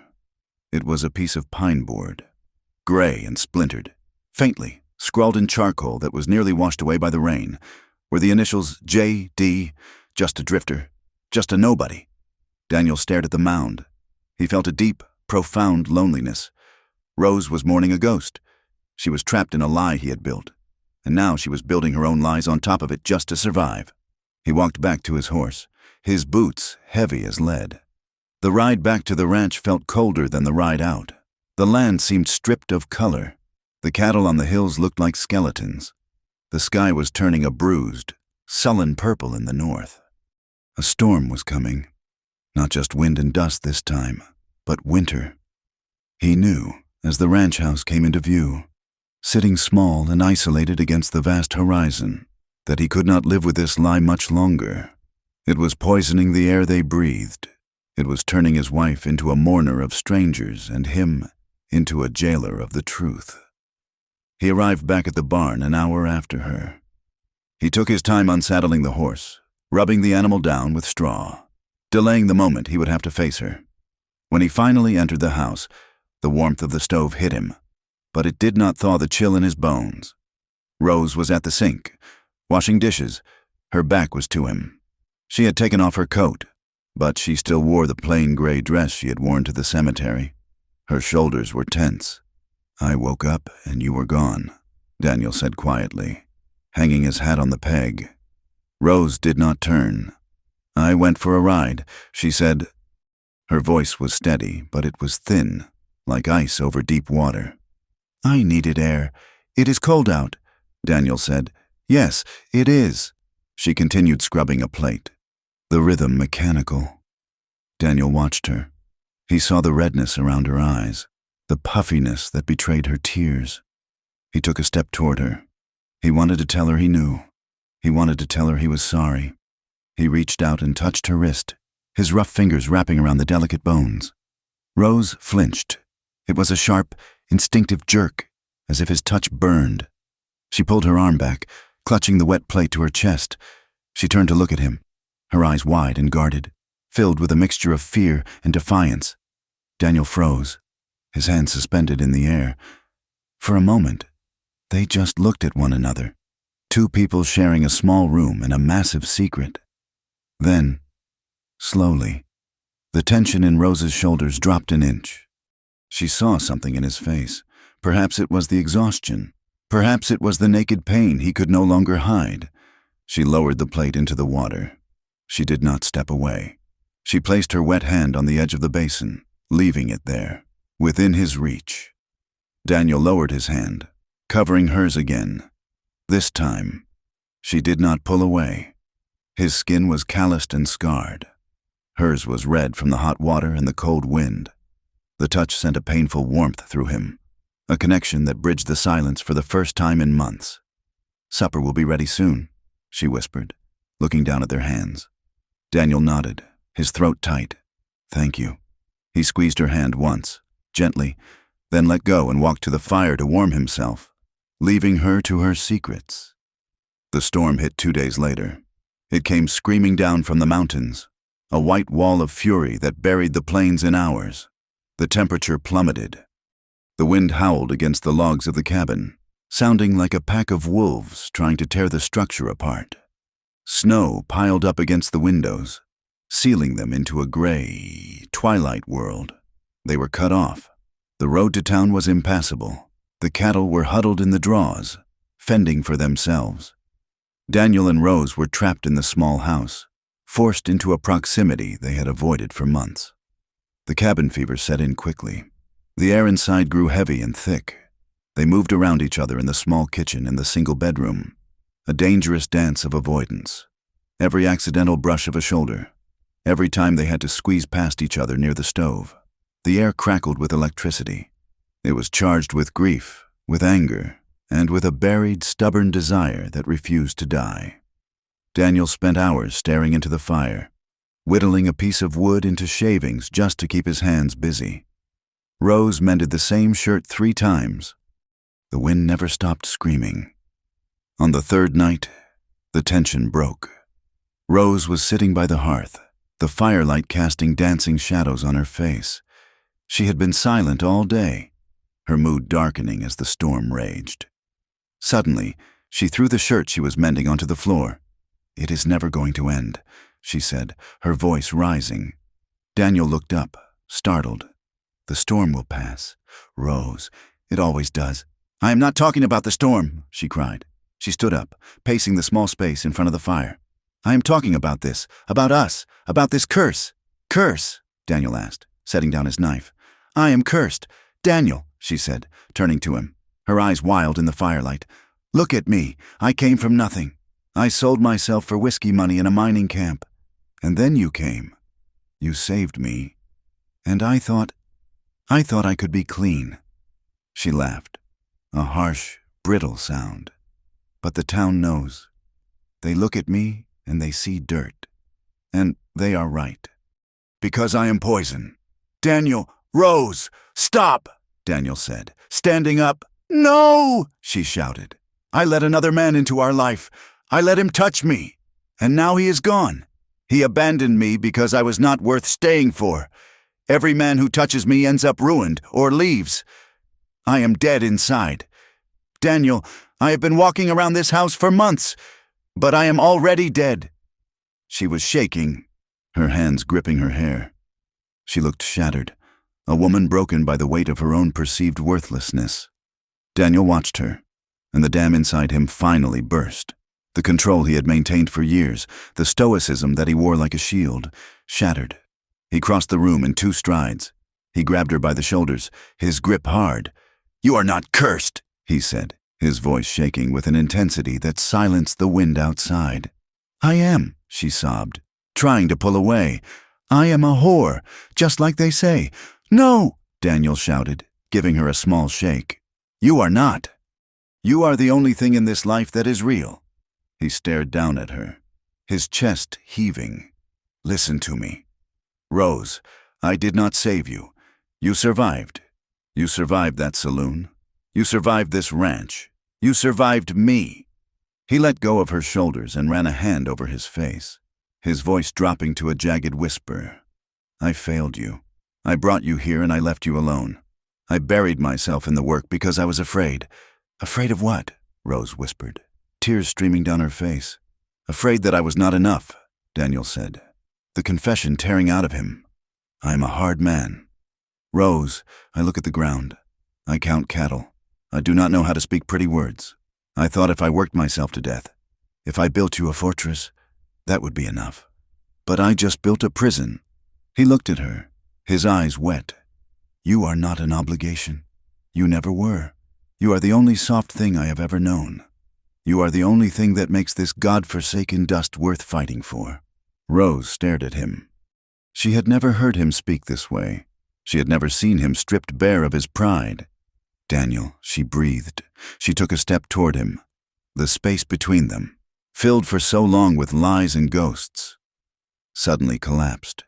She reached out and grabbed the lapels of his coat. He reached for her waist. They collided. The kiss was not gentle. It was fierce. It was aching. It was a collision of 2 people who were starving, who had been hurt and had hurt each other, but who were desperate to find solid ground. Rose kissed him with a frantic energy, tasting the salt of her own tears and the taste of him, familiar, grounded, hers. Daniel held her as if the wind would blow her away if he let go, burying his hands in her hair, pulling her closer until there was no air left between them. It was a reclaiming. It was an erasure of the distance, a physical demand to be seen, to be forgiven, to be held. They stumbled back against the table, the wood groaning. Daniel lifted her, pressing her against the warmth of his body. For a moment, the desire flared hot and consuming, threatening to burn down the house, but then, just as suddenly, they stopped. Daniel pulled back, his forehead resting against hers, both of them gasping for breath. He could feel her heart racing against his chest. He could feel the trembling in her limbs. He wanted her. God, he wanted her. But he could not take her. Not now. Not with the lie still standing in the room with them like a specter. He could not rebuild their marriage on a foundation of deceit. If he took her to bed now, while she still believed Eli was a man who had abandoned her, while she still mourned at the wrong grave, it would be another violation. It would be a theft. Rose looked up at him, her eyes dark and searching, her lips swollen. She was waiting. She was willing. She had chosen him in that cemetery, and she was choosing him now. But Daniel knew that choice had to be made with open eyes. He smoothed her hair back from her face, his touch agonizingly gentle. "Rose," he whispered. She leaned into his hand. Closing her eyes, he held her there in the silence of the kitchen, the fire popping in the grate, the wind screaming outside. He held her until her breathing slowed, until the frantic energy dissipated into a heavy, exhausted comfort. He made a silent vow. The storm would break soon. The snow would stop. And when it did, when the world opened up again, he would take her to the cottonwood. He would tell her about the fight. He would tell her about the grave. He would hand her the power to hate him or forgive him. He would risk losing her forever to win her back for real. "Let us sit by the fire," he said softly. He led her to the chairs. He pulled the quilt from the bed and wrapped it around her shoulders. He sat beside her, taking her hand in his. They sat in silence as the night deepened, holding on to each other against the cold, waiting for the storm to pass so the reckoning could begin. The silence that followed the storm was absolute, after days of wind that screamed like a banshee, tearing at the shingles and piling snow against the windows. The world had woken up hushed and blindingly white. The sky was a polished, brittle blue, the sun bright but offering no warmth. The temperature had plummeted, turning the air into something sharp that burned the lungs with every inhalation. Survival became the only thing that mattered. For 2 days, Daniel and Rose moved through the drifts like sleepwalkers, their bodies bent against the cold. The drifts were waist-high in places, burying the fences until only the tops of the posts poked through like jagged teeth. Daniel spent the mornings at the water troughs. They were frozen solid, blocks of iron-hard ice. He swung the axe with grim determination, the metal ringing out across the empty plains. Clang! Clang! Clang! Shards of ice flew like glass, stinging his face. He had to chop through a foot of freeze just so the cattle, shivering and huddled together for warmth in the lee of the barn, could drink. Their breath rose in thick, white plumes, vanishing into the frigid air. Rose worked just as hard. She hauled feed, her boots crunching through the crust of the snow. She carried buckets of hot water from the stove to the chickens, trying to keep the hens from freezing on their roosts. Her hands, usually so careful, were red and chapped, wrapped in rags inside her mittens. On the second afternoon, they found a calf that had strayed from the herd during the whiteout. It was half buried in a drift near the creek bed, frozen, stiff. Daniel tied a rope around its hind legs, and together they dragged it toward the burn pile. It was gruesome work, hauling the dead weight over the snow while their own breath smoked around them. They did not speak. The sheer physical effort required to keep the ranch alive left no room for words. But the silence between them was no longer the silence of avoidance. It was the heavy, pregnant silence of a dam about to break. By the third day, the immediate crisis had passed. The path to the barn was cleared. The cattle were fed. The sun was beginning to soften the top layer of snow, making it glisten like diamond dust. Daniel stood by the barn door, wiping sweat from his forehead despite the freezing temperature. He watched Rose coming from the house, a basket of eggs in her hand. She looked exhausted, her face pale against the dark wool of her coat. "Rose," he said. She stopped, looking at him. His voice was different. It lacked the flat, command-like tone he used for ranch business. It was hollow, trembling. "Leave the basket," he said. "Come inside." He turned and walked into the shadowed interior of the barn. Rose hesitated for a heartbeat, a frown creasing her brow, then set the basket on the porch rail and followed him. The barn was warmer than the outside, smelling of sweet hay, manure, and the earthy scent of the horses. It was a smell that usually brought comfort, but today it felt suffocating. Daniel stood in the center of the aisle, his hands hanging uselessly at his sides. He was not looking at her. He was staring at a patch of ground where the straw was scattered. Rose closed the door, shutting out the glare of the snow. "What is it? Daniel, is there a sick horse?" Daniel turned to face her. He looked older than she had ever seen him. The lines around his mouth were deep gouges. His eyes were rimmed with red. He was shaking, a fine tremor running through his hands that he tried to hide by clenching his fists. "No," he said, "the horses are fine." He took a breath, a ragged sound in the quiet barn. "I have to tell you something," he said. "And when I say it, you are going to hate me. You are going to wish you had never met me." Rose felt a cold prickle of fear at the base of her spine. "Daniel, you are scaring me. I lied to you," he said. His voice cracked, losing its timbre.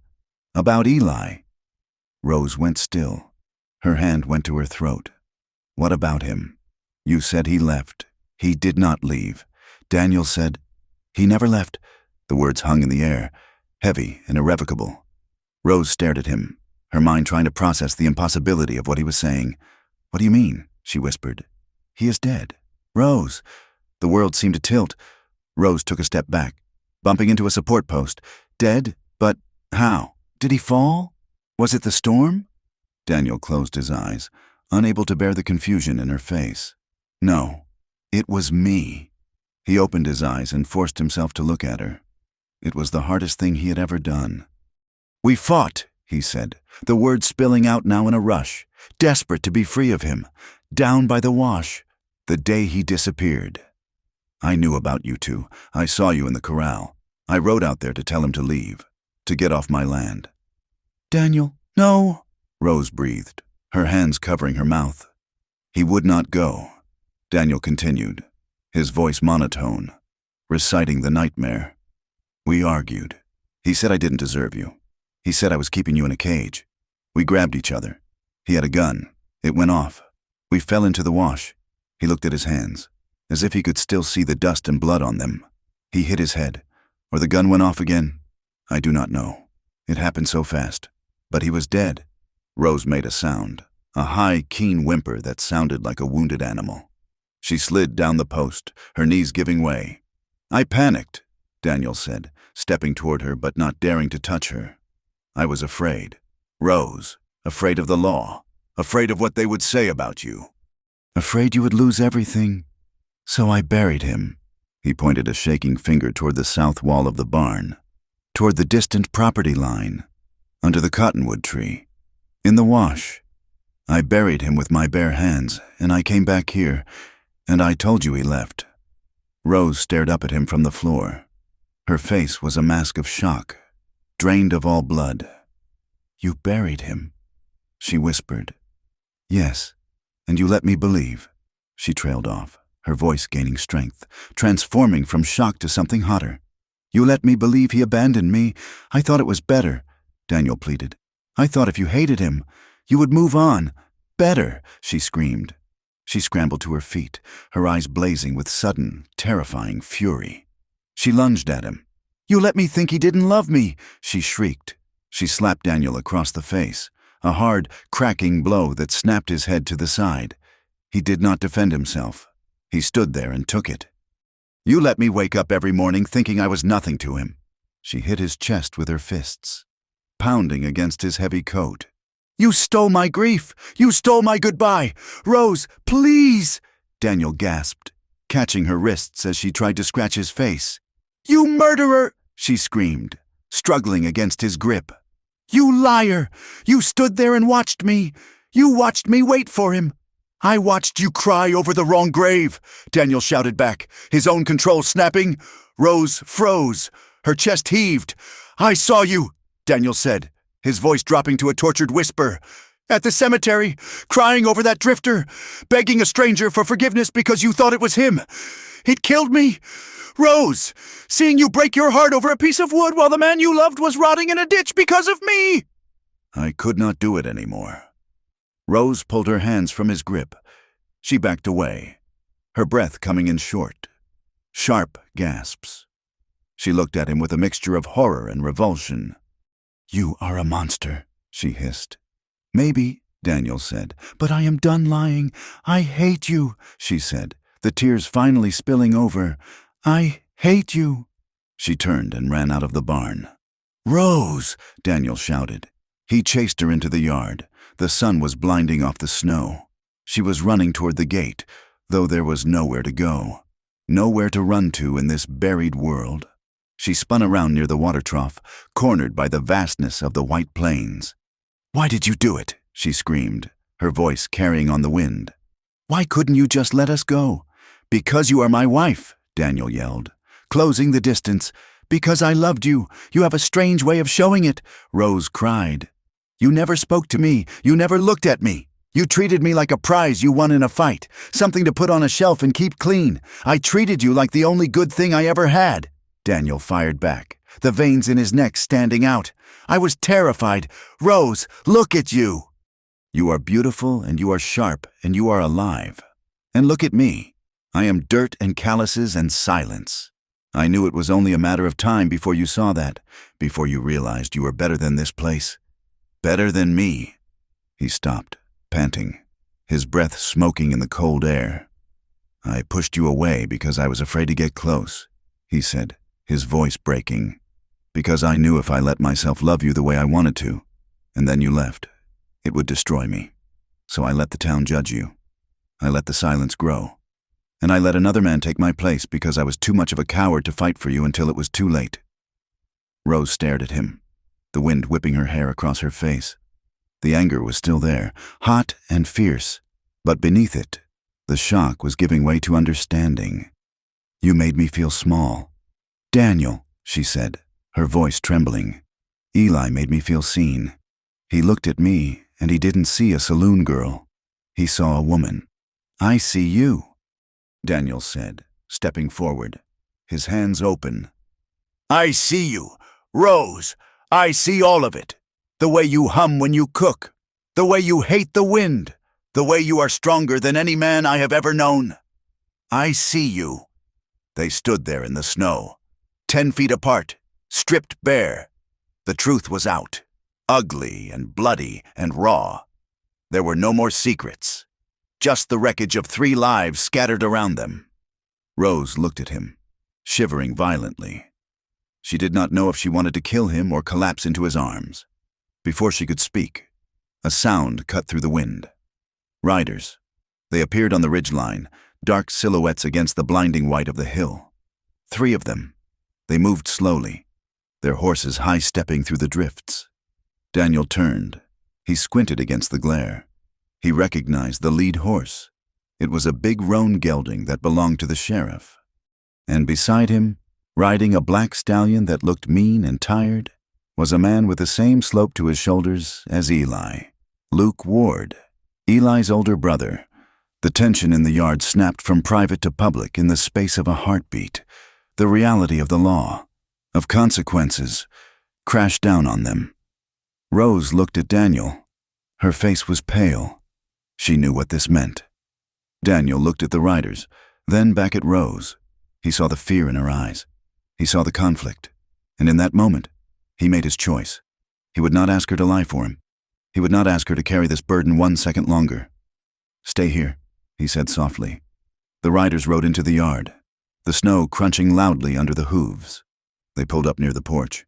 The sheriff was a heavy-set man with a gray mustache and weary eyes. Luke Ward was lean, wiry, with a face that looked like it had been carved out of granite. He had Eli's eyes, but without the warmth. "Crow."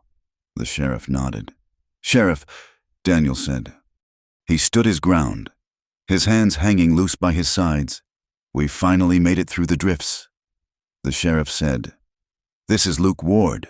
He has come a long way looking for his brother. We heard talk in town that Eli left your employ somewhat suddenly." Luke leaned forward in his saddle, his hand resting on his thigh near his gun. "Where is he? Crow. I know my brother. He doesn't just run off without collecting his debts. And I know he was sweet on your wife," Rose gasped. Luke's eyes flicked to her, cold and accusing. Daniel stepped in front of Rose, blocking Luke's line of sight. "He is not here," Daniel said. "Where did he go?" Luke demanded. "He didn't go anywhere," Daniel said. His voice was calm, steady.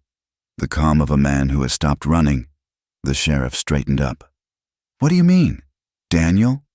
Daniel looked the sheriff in the eye. "He is dead. Jim."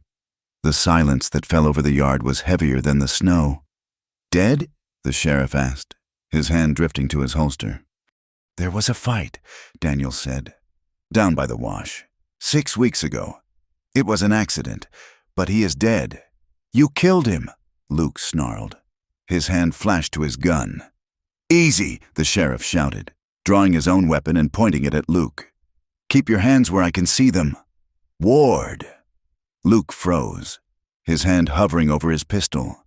His face was twisted in a rictus of hate. "You murdered him." "Crow! You jealous son of a bitch." "It was self-defense," Daniel said, though he knew how hollow it sounded. "But I buried him. I hid the body. That is a crime." "Daniel," the sheriff said heavily, "even if it was self-defense, concealing a death, that is bad." "I know," Daniel said. He held out his hands.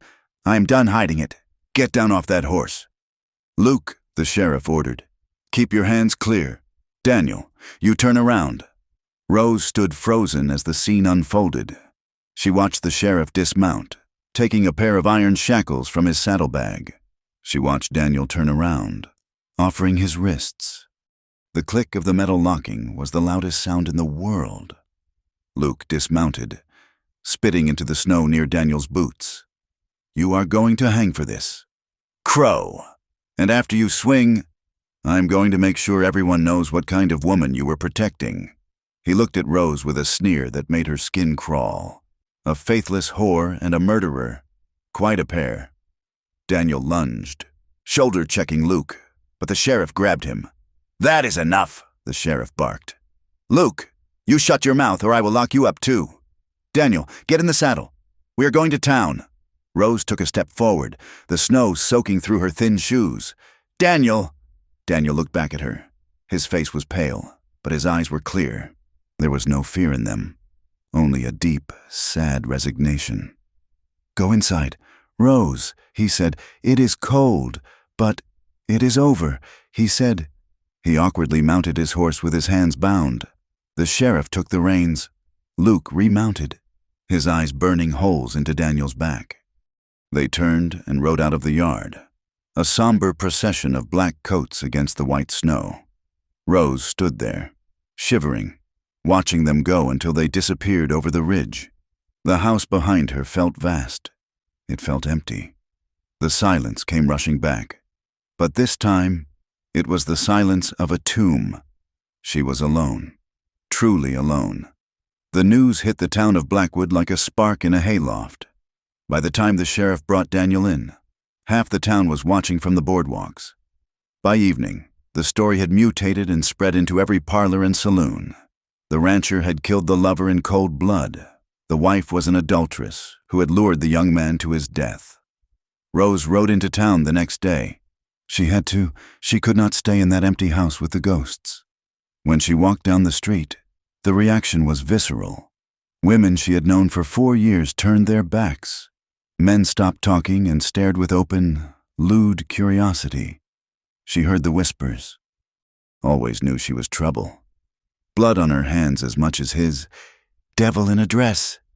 She kept her head high, though her insides were churning with nausea. She went straight to the sheriff's office. "Sheriff," she said, marching through the door. The sheriff looked up from his desk. Daniel was in the cell in the back. Rose could see him through the bars, sitting on the cot, his head in his hands. "Mrs. Crow," the sheriff said, sighing. "You shouldn't be here. The town is not friendly right now." "I do not care about the town," Rose said, her voice shaking but firm. "I want to testify." The sheriff frowned. "Testify? Rose, you don't have to do that. You can stay out of it. If you get up on that stand, Luke Ward's lawyer is going to tear you apart. He's going to drag your past out for everyone to see." "I know," Rose said. "They are going to say you slept with Eli. They are going to say you wanted him dead." "I know," she repeated. "Then why?" "Because," Rose said, looking past the sheriff to the man in the cell, "because Daniel did not kill him in cold blood, and Eli was not an innocent angel. And if I do not tell the truth, no one will." She took a breath. "I am the cause of this. Sheriff, I will not let him hang for my sins." The sheriff looked at her for a long moment, then nodded slowly. "All right, Mrs. Crow. The hearing is in 3 days." Rose walked back to the cell. She gripped the cold iron bars. Daniel stood up and walked over. He looked tired, bruised from the ride. "Go home." "Rose," he whispered. "Do not do this. I am not going anywhere," she said. "You heard Luke. They will destroy you. Let them," she said. "I am done being afraid of them." She reached through the bars. He hesitated, then took her hand. His grip was strong, desperate. "I am sorry," she whispered. "I know," he said. That night, Rose returned to the ranch. She walked into the bedroom. It was freezing. She lit the lamp and sat on the edge of the bed. She ran her hand over the empty pillow where Daniel usually slept. She smelled the scent of him, leather, dust, and pine soap. She thought of Eli. She thought of his smile, his charm, the way he had made her heart race. But now, in the cold light of the aftermath, it felt like a fever dream. It was a fantasy, a bright, shiny escape from a hard reality. But Daniel was the reality. He was the wood in the stove. He was the fence against the wind. He was the man who had buried a body to save her from shame, and who had confessed to a crime to save her from a lie. She realized, with a sudden, aching clarity, that she loved him, not with the flighty, desperate passion she had felt for Eli, but with something harder, something forged in survival and stubbornness. She curled up on his side of the bed, pulling his pillow against her chest, and finally wept. Not for Eli, but for the time they had wasted, and for the fear that she had realized the truth too late. In the jail cell, Daniel sat staring at his knuckles. He expected to hang. Luke Ward had money and anger, and the town wanted a hanging. A jealous husband killing a younger man was a story that usually ended with a rope. He made his peace with it. He had taken a life, accident or not. He had covered it up. He had to pay, but he would not leave Rose with nothing. He called for the sheriff. "Jim," he said when the lawman came back. "Yeah, Daniel, I need to sign some papers." Daniel said, When this goes bad, I want the ranch transferred to Rose. Fully. And I have some money buried in a tin box under the floorboards of the smokehouse. It is not much, but it will pay off the bank interest for another season." The sheriff looked at him sadly. "You think it's going to go that way?" Daniel looked at the small, barred window, where the snow was still falling softly. "Luke wants blood," Daniel said, "and I am tired of fighting. Jim, just make sure she gets the land. Make sure she is free of the debt. I will draw it up," the sheriff said. Daniel leaned back against the stone wall. He closed his eyes and thought of the cottonwood tree. He hoped Eli was at peace, and he hoped, more than anything, that Rose would find a way to live in the spring, even if he wasn't there to see it. The hearings were held in the town hall, a drafty structure of raw pine that served as a courthouse when the circuit judge rode through. It was a Tuesday, but the room was packed as if it were a revival meeting. The air inside was thick with the smell of wet wool, stale tobacco, and the muddy slush that coated the boots of every man in Blackwood. The winter light slanted in through the high, frosted windows, pale and unforgiving. It illuminated the dust motes dancing in the cold air and cast long, harsh shadows across the faces of the townsfolk. They squeezed onto the rough benches, murmuring to one another, their eyes hungry for the spectacle. This was not just a trial to them, it was a theater of morality. And they had come to see the final act of a tragedy they had all whispered about for months. Daniel Crow sat at a small table near the front.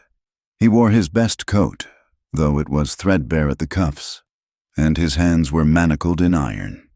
He sat still, his posture rigid, staring at the scarred wood of the table. He looked like a man who had already accepted his fate. Across the aisle, Luke Ward sat like a stone statue.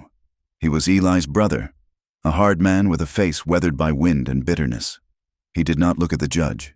He looked at Daniel, his eyes burning with a cold, murderous promise. Behind him, the church women, Mrs. Miller and Mrs. Higgins among them, huddled like crows on a fence line, their whispers creating a low, buzzing hum of judgment. Judge Halloway was a man weary from 20 years of frontier bloodshed. He had seen cattle thieves, murderers, and claim jumpers, and he had little patience for crimes of passion. He sat behind the raised bench, shuffling the papers the sheriff had provided, his face unreadable. Sheriff Jim stood up to present the facts. He spoke plainly, his voice echoing in the hush. He detailed the disappearance of Eli Ward, the discovery of the hidden grave in the dry wash, and Daniel's confession. He laid it out as it appeared on the surface: a jealous husband, a younger lover, a confrontation in the wilderness, and a body buried in secret. It looks bad, Daniel thought, closing his eyes. It looks like murder. The judge looked over his spectacles at Daniel. You admit to burying the man, Mr. Crow? Yes, sir, Daniel said, his voice low but steady. And you admit to killing him? I admit there was a struggle, and he died, Daniel said. A murmur went through the crowd. Luke Ward shifted in his seat, his boots scraping loudly against the floorboards. Then the bailiff called Rose Crow. The room went silent. Every head turned as the double doors at the back opened. Rose stood there, silhouetted against the blinding white snow outside. She wore her plain gray dress, the one she had mended a dozen times. She held her head high, but Daniel could see the tremor in her hands as she clutched her shawl. She walked down the center aisle. It was a gauntlet.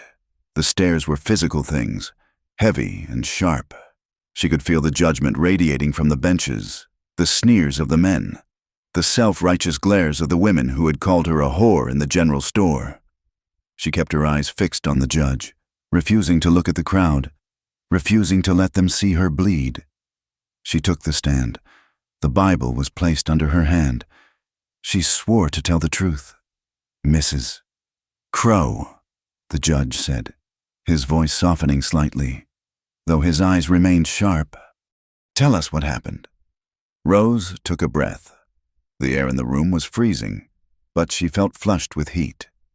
I am the cause of this, she began, her voice shaking, but she swallowed and forced it to steady. I am the reason Eli Ward is dead. She did not look at Daniel. She looked at the air above the crowd. I was lonely, she said. I was unfaithful to my husband. The whispers in the room erupted into a buzz. The judge banged his gavel. Silence, Rose continued, her voice gaining strength from the very shame she was exposing. She told them everything. She spoke of the saloon where she had worked before Daniel found her. She spoke of the way the town had treated her, like filth, like something to be used and discarded. She did not sugarcoat her own sins. She admitted to the stolen moments with Eli, the barn, the betrayal. Then she turned her eyes to Daniel. But you do not know this man, she said, pointing at her husband. You see a killer. I see the man who saved me when no one else would. I see a man who worked himself into the ground, dawn to dusk, to put a roof over my head. He never raised a hand to me, not once, even when the drought took everything, even when he was tired enough to die. He was gentle. She looked back at the judge. Eli Ward was charming, she said, her voice breaking slightly. He made me feel seen, but he was also reckless. She took a deep breath. Daniel went out there to tell him to leave, to protect our marriage. It was Eli who drew the gun. Luke Ward jumped to his feet. "She is lying," he shouted, his voice booming off the rafters. "She is lying to save his neck." "Sit down, Mr. Ward," the judge roared. Rose did not flinch. "I am not lying," she said clearly. "Daniel told me everything. He was terrified.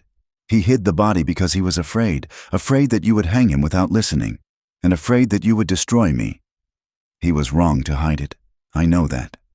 But he is not a cold-blooded killer. He is a good man who was pushed into a corner by my mistakes and his own fear." She stepped down from the stand. Her legs felt like water. She had stripped herself bare in front of the people who hated her. She had given them every reason to despise her, just to plant a seed of doubt about Daniel's guilt. She sat down behind Daniel. He did not turn around, but she saw his shoulders drop, as if a great weight had been lifted. Luke Ward was shaking with rage. When the judge asked if he had anything to say, Luke stood up, his face purple.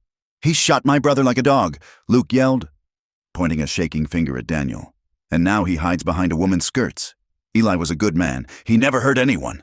Luke lunged toward the defense table. The bailiff moved to intercept him, but Luke was fueled by grief and fury. He shoved the deputy aside. "I will kill you myself." "Crow!" Luke screamed. In the scuffle, the sheriff stepped forward. Grabbing Luke by the collar, Luke swung wildly, his coat flying open. He pulled a gun on him, just like he pulled a gun on that car dealer in Abilene, Luke shouted, losing control of his own narrative in his anger. He always thought he was faster than he was. The room froze. Luke realized what he had said. He went still, panting. The sheriff looked at the judge. "Is that true?" "Sheriff?" the judge asked. "Did Eli Ward have a history of violence?" The sheriff sighed, tipping his hat back. "I sent a wire to Abilene, Judge, and one to Tucson. Eli Ward was known to be quick to draw when he had liquor in him. He had 2 warrants for brandishing a weapon in a dispute." The revelation sucked the air out of Luke's argument. The pattern was there. It lent weight to Daniel's claim of self-defense. The judge called for a recess. The crowd buzzed, the mood shifting. It was no longer a simple story of murder. It was a mess of human frailty. When the judge returned, the sun had moved, casting the room in gray shadow. "Daniel Crow." The judge said, "Stand up." Daniel stood. Rose held her breath, her hands gripping the back of his chair until her knuckles turned white. "I find that the death of Eli Ward was the result of a struggle in which you were not the aggressor." The judge ruled. "The claim of self-defense stands. You will not hang." A gasp went through the room. Rose let out a sob, covering her mouth. "However," the judge continued, his voice hard, "you concealed a death. You buried a man in secret and lied to the law and to his kin. For that, you cannot go unpunished. I sentence you to 2 years in the territorial prison at Yuma. 2 years. It was a lifetime, but it was life." The gavel came down with a crack that sounded like a gunshot. The crowd erupted. Some were outraged, shouting that it was a travesty. Others were relieved that blood would not be spilled. Luke Ward was apoplectic. He stormed out of the courthouse, kicking the doors open, his face a mask of hate. As the sheriff led Daniel out the back door to avoid the crowd, a commotion started in the street. Luke had gathered a dozen men, drifters, ranch hands, men who liked violence. They stood near the jail wagon, ropes in their hands. "We will not let him walk," Luke shouted. "Bring him out." The sheriff pushed Daniel behind him and raised his Winchester rifle. "Go home. Luke, it is done. We will see justice done," Luke yelled. Rose stepped out from the doorway. She moved to stand beside the sheriff, directly in front of Daniel. She had no weapon. She had only her presence. She looked at the men, her chin lifted. "You will have to go through me," she said. Her voice was not loud, but it carried in the cold air. "You want to hang him? You hang me too." The mob falters. These were rough men, but few were willing to ride down a woman standing in the snow, especially one who had just bared her soul in court. The shame of it, combined with the sheriff's leveled rifle, broke their resolve. One by one, they turned away. Luke spat on the ground, glared at Daniel one last time, and mounted his horse. "I will be waiting." "Crow," he threatened. Then he rode off. The sheriff hustled Daniel into the holding cell to wait for the prison wagon. He gave them 5 minutes. The cell was cold, the iron bars biting into the space between them. Daniel stood on one side, Rose on the other.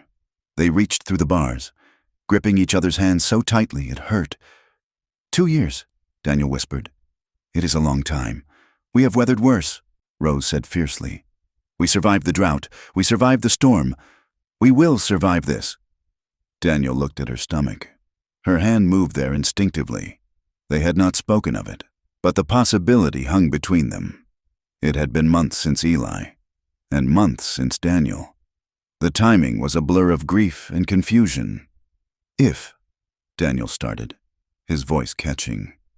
"If there is a child?" Rose looked down. "I do not know. Daniel, I truly do not know whose it is." Daniel squeezed her hands, forcing her to look at him. "It does not matter," he said. "Do you hear me? If you are carrying a child, it is ours. I will raise it. I will love it. No questions. No resentment. It will be a crow." Rose nodded, tears spilling onto her cheeks. "Thank you." The guard came to the door. "Time to go. Crow." They leaned in, their faces pressed against the cold iron bars. They kissed. It was not a gentle kiss. It was desperate. It tasted of salt and iron and fear. It was a promise and a goodbye. "Wait for me," Daniel whispered against her lips. "I will be at the gate," she promised. Then the guard pulled him away. Rose watched him go, her hands still gripping the bars, until the door clanged shut and she was alone. The seasons turned, indifferent to the dramas of men. The white grip of winter slowly loosened. The snow melted into the earth, turning the plains into a vast sea of mud that sucked at wagon wheels and boots. Then the green came, tentative at first, then exploding in a riot of grass and wildflowers fed by the heavy winter snows. Rose worked. She worked with a ferocity that silenced the neighbors. She hired 2 older hands to help with the heavy lifting, but she ran the ranch. She did the books. She negotiated with the bank, using the money Daniel had hidden to hold off the foreclosure. Her belly grew. The town watched her with a mixture of suspicion and grudging respect. She did not hide. She walked into the general store with her head high, daring anyone to say a word. Mrs. Miller and Mrs. Higgins still whispered, but they did so behind their hands now. Rose Crow had become something formidable. In the height of summer, when the heat made the air shimmer, Rose rode out to the lone cottonwood. She brought a shovel and a simple wooden cross she had made herself. She cleared the brush from the pile of stones. She set the cross into the earth. It had no name, just the date. "I am sorry, Eli," she said to the wind. "I am sorry for the lies, and I am sorry that I used you to find myself." She stood there for a long time, letting go of the fantasy. Eli had been a dream of escape. Daniel was the reality of home. She left the grave and did not look back. The baby was born in the autumn, a boy with dark eyes and a lusty cry. Rose named him William. She looked for Eli in his face, and she looked for Daniel. She saw only the baby. He was himself. News came in late August of the 2nd year, overcrowding at Yuma, good behavior. A sentence commuted. Daniel came home on a Tuesday. The land was baked dry again, the smell of wild sage and dust hanging heavy in the air. Rose was on the porch, rocking the baby. When she saw the dust cloud on the road, she knew. She walked down to the gate. She stood there, the baby in her arms, her heart hammering against her ribs. Daniel walked the last mile. He was thinner. His coat hung loosely on his frame. His hair was graying at the temples, and the lines around his eyes were etched deep by the desert sun and the hardness of prison. But his stride was steady. He stopped 10 feet away. He took off his hat, twisting the brim in his hands. He looked at her. He looked at the bundle in her arms. "Rose," he said. His voice was raspy, unused to softness. "Daniel," she replied. He dropped his hat and stepped forward. He did not touch her at first. He looked at the baby. The boy was sleeping. His small fist curled against his cheek. "Is this him?" Daniel asked. "This is William," Rose said. Daniel reached out a finger. He touched the baby's cheek. The skin was impossibly soft against his rough, scarred hand. He looked at the child, searching for a ghost, searching for a reason to be angry. He found none. He felt only a fierce, overwhelming surge of protectiveness. He looked up at Rose. His eyes were clear. "Hello." "William," he whispered. He held out his arms. Rose passed the child to him. Daniel held the baby awkwardly at first, then settled him against his chest. He closed his eyes and breathed in the scent of milk and life. "He is ours," Daniel said firmly. "Ours." Rose agreed. They walked back to the house together. The distance between them finally closed. That night, the house was quiet. The baby slept in a cradle by the hearth. Daniel and Rose stood in the bedroom. The lamp was turned low. They undressed slowly, without the frantic urgency of their youth. Daniel's body bore new scars from the prison. Rose's body was changed by childbirth, softer in places, marked by the journey. They looked at each other without pretense. There was shame there. Yes, there was the memory of betrayal, but there was also survival. Daniel reached out and pulled her to him. They lay down on the bed that had once been a battleground of silence. Their lovemaking was slow. It was deeply emotional, a conversation of touch. They did not try to erase the past, they acknowledged it. They held each other with the knowledge of how easily they could be broken, and how hard they had fought to be here. It was not a perfect love. It was a scarred love, but it was real.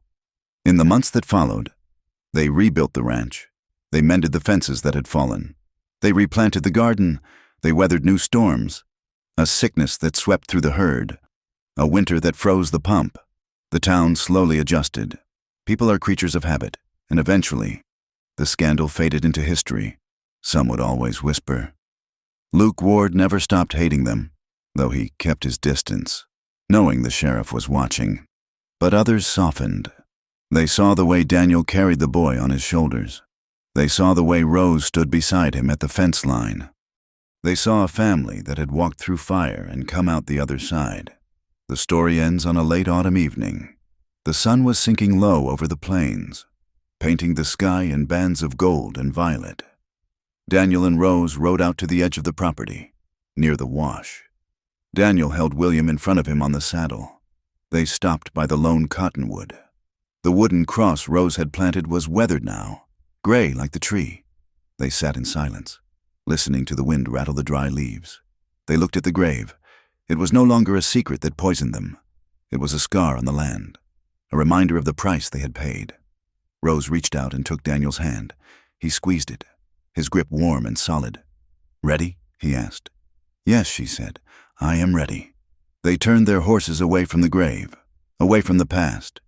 They rode back toward the ranch house, where the windows were glowing with yellow light against the coming dark. They rode toward a future that was not promised, but earned. They were scarred. They were forgiven as much as two people can be, and they were determined to live out their days in a love that had outlasted judgment, tragedy, and the wild, indifference cruelty of the West. Thank you for listening to this story. I hope the journey of Daniel and Rose resonated with you. I would love to hear your thoughts on their ending. Did they find the redemption they deserved? Please leave a comment below and let me know where in the world you are listening from. If you enjoyed this tale, please consider subscribing to From Wild West for more stories of the frontier. Until next time, keep your fences mended and your powder dry.